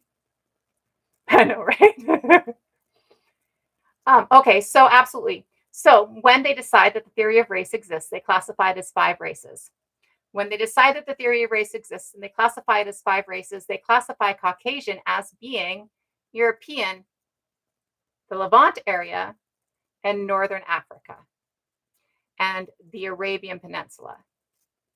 These are areas that are actually darker of skin. They're not Northern European white, correct? And so we are looking at areas that are absolutely brown areas, right? Instead of Northern European white areas. So our idea that Caucasian means me or lighter is false. Caucasian means actually darker than me, right? And currently Caucasian is the Caucasus Mountain region, slightly north into Russia. And the Caucasus Mountain region is actually extends down into like the eastern side of the Mediterranean Sea, like because the region of the Caucasus Mountains isn't just the mountain itself, right? And so you absolutely see, yeah, the Arabian Peninsula has. So I grew up with Iraqis. Like I spent a year and a half in a Muslim camp when I was a child. I attended Islamic school. I was a group of people who would come over from Iran, not Iraqis, Iran. So I spent time with Iranians when I was younger, and they were as light as I was and darker, and a wide range, right? And then when I went to Iraq in '03, I spent time with Iraqis in '03. And it kind of weirded me out for a second in Iraq because I had not seen people from the Middle East or people from Iran or Iraq before who were redheads. And I found redheads in the middle of Iraq. And I went, huh, because the paleoanthropologist and the anthropologist in me went, huh. And I was talking to somebody and they're like, yeah, we're Caucasian. And I went, huh. And of course, I'm 20 something. Like I'm barely out of fucking, I'm young, right? So I'm not going into all of this studies at this point in time. I learned some stuff, but not everything, right? So, you know, uh, when you look at what was deemed as the Caucasian race, it is brown. It has some Northern European white, but the vast majority of it is brown. And then you really got to look at it because you know how they think that Jesus is white? It's because they think that Jesus is Caucasian because they deem the region that Jesus is from as Caucasian. But we all know that Jesus was brown, right? Like we've all gotten it through our head that Jesus was brown, right? So, yeah, Caucasian actually doesn't mean what we think it means, right? Yeah, there are redheads in Iraq. Well, it's because that gene kind of goes through that. So we actually lived like the vast majority of our intermixing time with Neanderthals is actually in the Arabian Peninsula and in the Levant area. We spent 100,000 years living. We spent 100,000 years in two caves side by side from each other, 5-minute walk from each other. We spent 100,000 years living with Neanderthals, basically, right? So there's a lot of.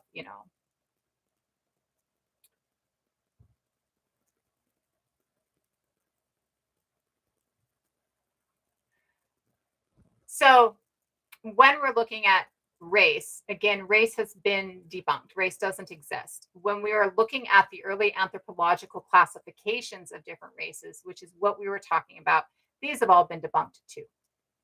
Uh, Caucasian doesn't exist. Caucasian is a made up term for a made up idea for stratification, right? And so when we're looking at these things, we absolutely know that all of the classifications of race along with race has been debunked. Have a great day, Makimba. It was a pleasure to have you in here. So when we're looking at that, we can absolutely see that we are all one species, we're all one people. And the idea that race actually divides us into different groups of people who have been more advanced or have done more, who have evolved more is completely false, right? And that in and of itself should be seen as something that was created to divide. That in and of itself, if you have half of a cell, should make you go, wow, why are you trying to divide us? Why are you saying that some people aren't as intelligent as other people's based on their skin tone? Like that in itself should make you go, huh, right?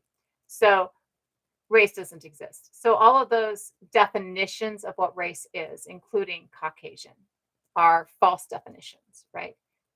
Caucasian, when it was developed and as the definition that it is, absolutely means North Africa, the Levant area, the Arabian Peninsula, the Caucasus Mountains.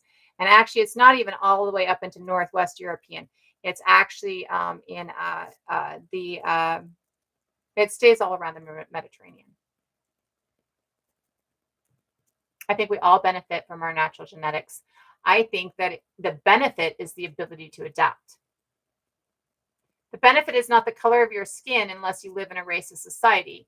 The benefit is the ability to adapt. And that benefit comes from Homo erectus, who was Black. And so we're early Homo sapiens, or at least by, excuse me, at least by our definition of black, right? So.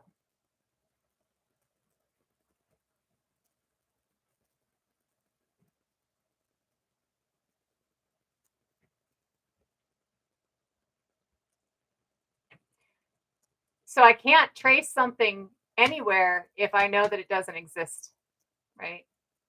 So like I can't trace how far Caucasians exist because Caucasian doesn't exist, right? It's a made up thought process.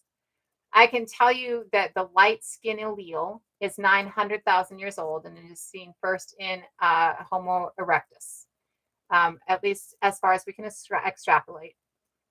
And that we know that people in Northwest Europe are not lighter of skin um, as a majority of the population, meaning 51% of the population until like 5,000 years ago. And that even when people from Northwest Europe are moving up into Scandinavia, it's two groups, one of whom is very dark of skin with light eyes, and one of whom is light of skin with dark eyes. And again, this is a varying range. So it's not when I say dark of skin that everybody is the dark chocolate looking, right? Or everybody is this light vanilla, right? When I say light of skin, what I'm saying is says that the range is in a darker range and the range is in a lighter range. So at roughly 6,000 years ago, we see in Northwest Europe that we start to see more lighter skin individuals in the population than darker skin people in the population. This, just as time goes along, increases to the point that at 1,000 years ago, roughly 10% of the population of Scandinavia is still dark of skin. Egil from the sagas is dark of skin. There are many people within Nordic Viking society who are dark of skin. And we're seeing that, roughly 90% of the population is light of skin. They are all not lighter like we see them today.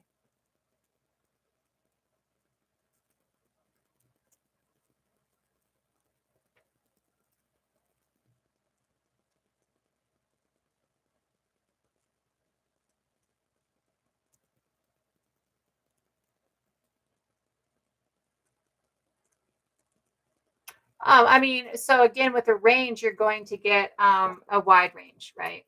Again, with a range, you're going to get somebody who. I have a friend from Kenya who Jax is one of my favorite people in the world, and we've been, really close for a long time. And Jax came over here at like 16, and they are you can get like that extremely dark chocolate that's almost darker than chocolate, right? Like it's just this very dark, which is just a beautiful color, especially, dimples and everything. He's a beautiful human being. So you can get from that very darker skin range that my friend is in to maybe what we would call, if we were terming it, something like mocha, all within the same group of people, right? Because there is a range of color. It is not everybody is cream, right? It is some people are cream and some people are mocha and some people are tea with just a little bit of milk, right? Like it's a range, right?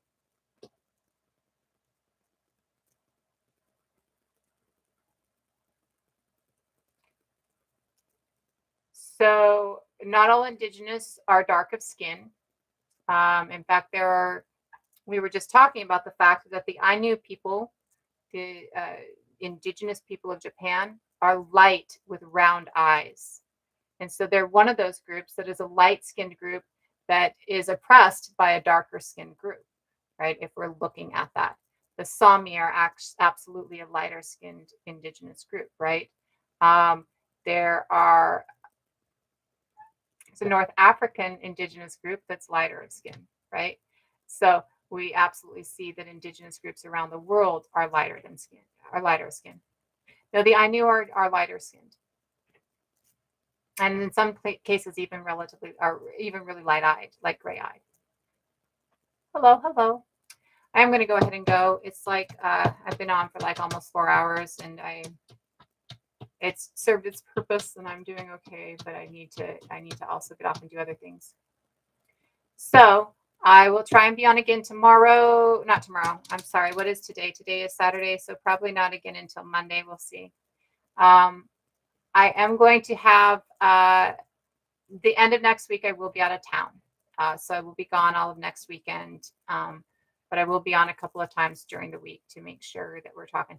I will bring in the new species when I come in next for a while. Depending on how long I end up staying on, we might move back into some of the other stuff like we did tonight. But we are going to go ahead and talk on that as well over the next couple of days, just so we can get some more information out there. Thank you, everybody, so much for coming in and sitting with me and keeping my mind occupied tonight. And thank you, everybody, so much just for, being a part. I did get a chance to talk about some things in this live that I typically talk about. And so I do want to touch on that before I leave. Biologically, we are a nurturing and communal and creative species. Now, we know that we are biologically required to have community because of the fact that we have mandatory midwifery. We must have somebody assist us in our childbirth. We are the only species that does this. The only other species that's ever done this was Neanderthal. And this has to do with the size and the length of our head compared to our shoulders, and the fact that we have to be turned in the birth passage to come out because of the pelvic outlet. This means that we are communal. We have to have somebody assist us in birthing our children. We are nurturing. We are the only species that has 5 life stages from neonate, firstborn, to adult when your brain fully closes, which is currently 25 years, so it's been less in the past. All other species are fully grown, fully capable adults by 5 years at the most, and that's elephants, right? Almost every other species is done in a couple of years. Some species never even have parenting. Because of the fact that we have 5 life stages from neonate to adult, and each of these life stages are extended periods of time of brain development, we must be communal and nurturing. We have to have a larger group of people to nurture a child from neonate to adult, especially in a time when you can't order from Grubhub, right? So you have to have a community that is out there cooking, out there gathering, out there hunting, out there getting water. Somebody's tending the fire, somebody's watching the infant. You must have a large community of people that are nurturing that child to make it from neonate to adult. We are not a species that can pump, pump, dump, and walk away. So stop thinking you can. Every child needs the nurturing of every individual within their community to get from neonate to adult in a healthy way. We are, as a species, an extremely curious and creative species. We are the only species that can adapt its adaptations. There's a lot of other species out there who can create tools. Corvids can create tools. Monkeys have learned CPR. There's videos of them doing CPR in India, right? So there are a lot of other species that have a lot of other capabilities. We are the only species so far that we have found that takes our adaptations and adapts them to a new level, which is how we got from stone tools and fire to a cell phone. Stone tools and fire come from Homo erectus, a couple species before us even. Because we are the only species that can adapt our adaptations, we are a creative species. We are constantly looking for the new. We are constantly looking for the how to make it better. And when you have a nurturing community that brings up and nurtures a child, then you are nurturing within that child the many different things that they might possibly want to do, right? You are teaching them everything on a broad scale. This is why we are nurturing, communal, and why we are creative. These are things that prove this scientifically, biologically. When we look at things that we can see within this, what we are seeing is that we are living in a time when what we need is being taken from us, when we don't have what we need. And because we don't currently have what we need, many of us are depressed. Many of us are exhausted. Many of us are overwhelmed. We don't have the nurturing, creative, communal space that we need. And because we don't have all of that, right, we are dying inside for many of us, right? And when you are one of those people that feels that depth of depression and that depth of loneliness in the face of what is going on around you, many times we lose you. And I want to remind you that you're probably the most valuable to our community as a whole currently, because you see that change needs to be made. right? And we have to see that change needs to be made before we make change. Okay. So it is important to me to make sure that as you leave my life that you understand a couple of things. We are nurturing and communal and creative as a species, and that you have value just by being here. Just by breathing, you bring value to the table. I know you live in a society that exploits you. You live in a society full of atrocity. You live in a society where community has been stolen from you, where nurture has been stolen from you. You're part of the change, and we can get it back. We like to think that this is who we've always been, but it's not even a breath of our time. It's not even a breath of our time to be like this. For 290,000 years as a species, we were nurturing and communal and took care of each other and created. For 10,000 years, certain groups of us have been killing everybody else off so that they can hoard, so that they can rule, so that they can overcome their own insecurities. We can get back to what we were. Some spaces haven't even gotten to Western thought yet.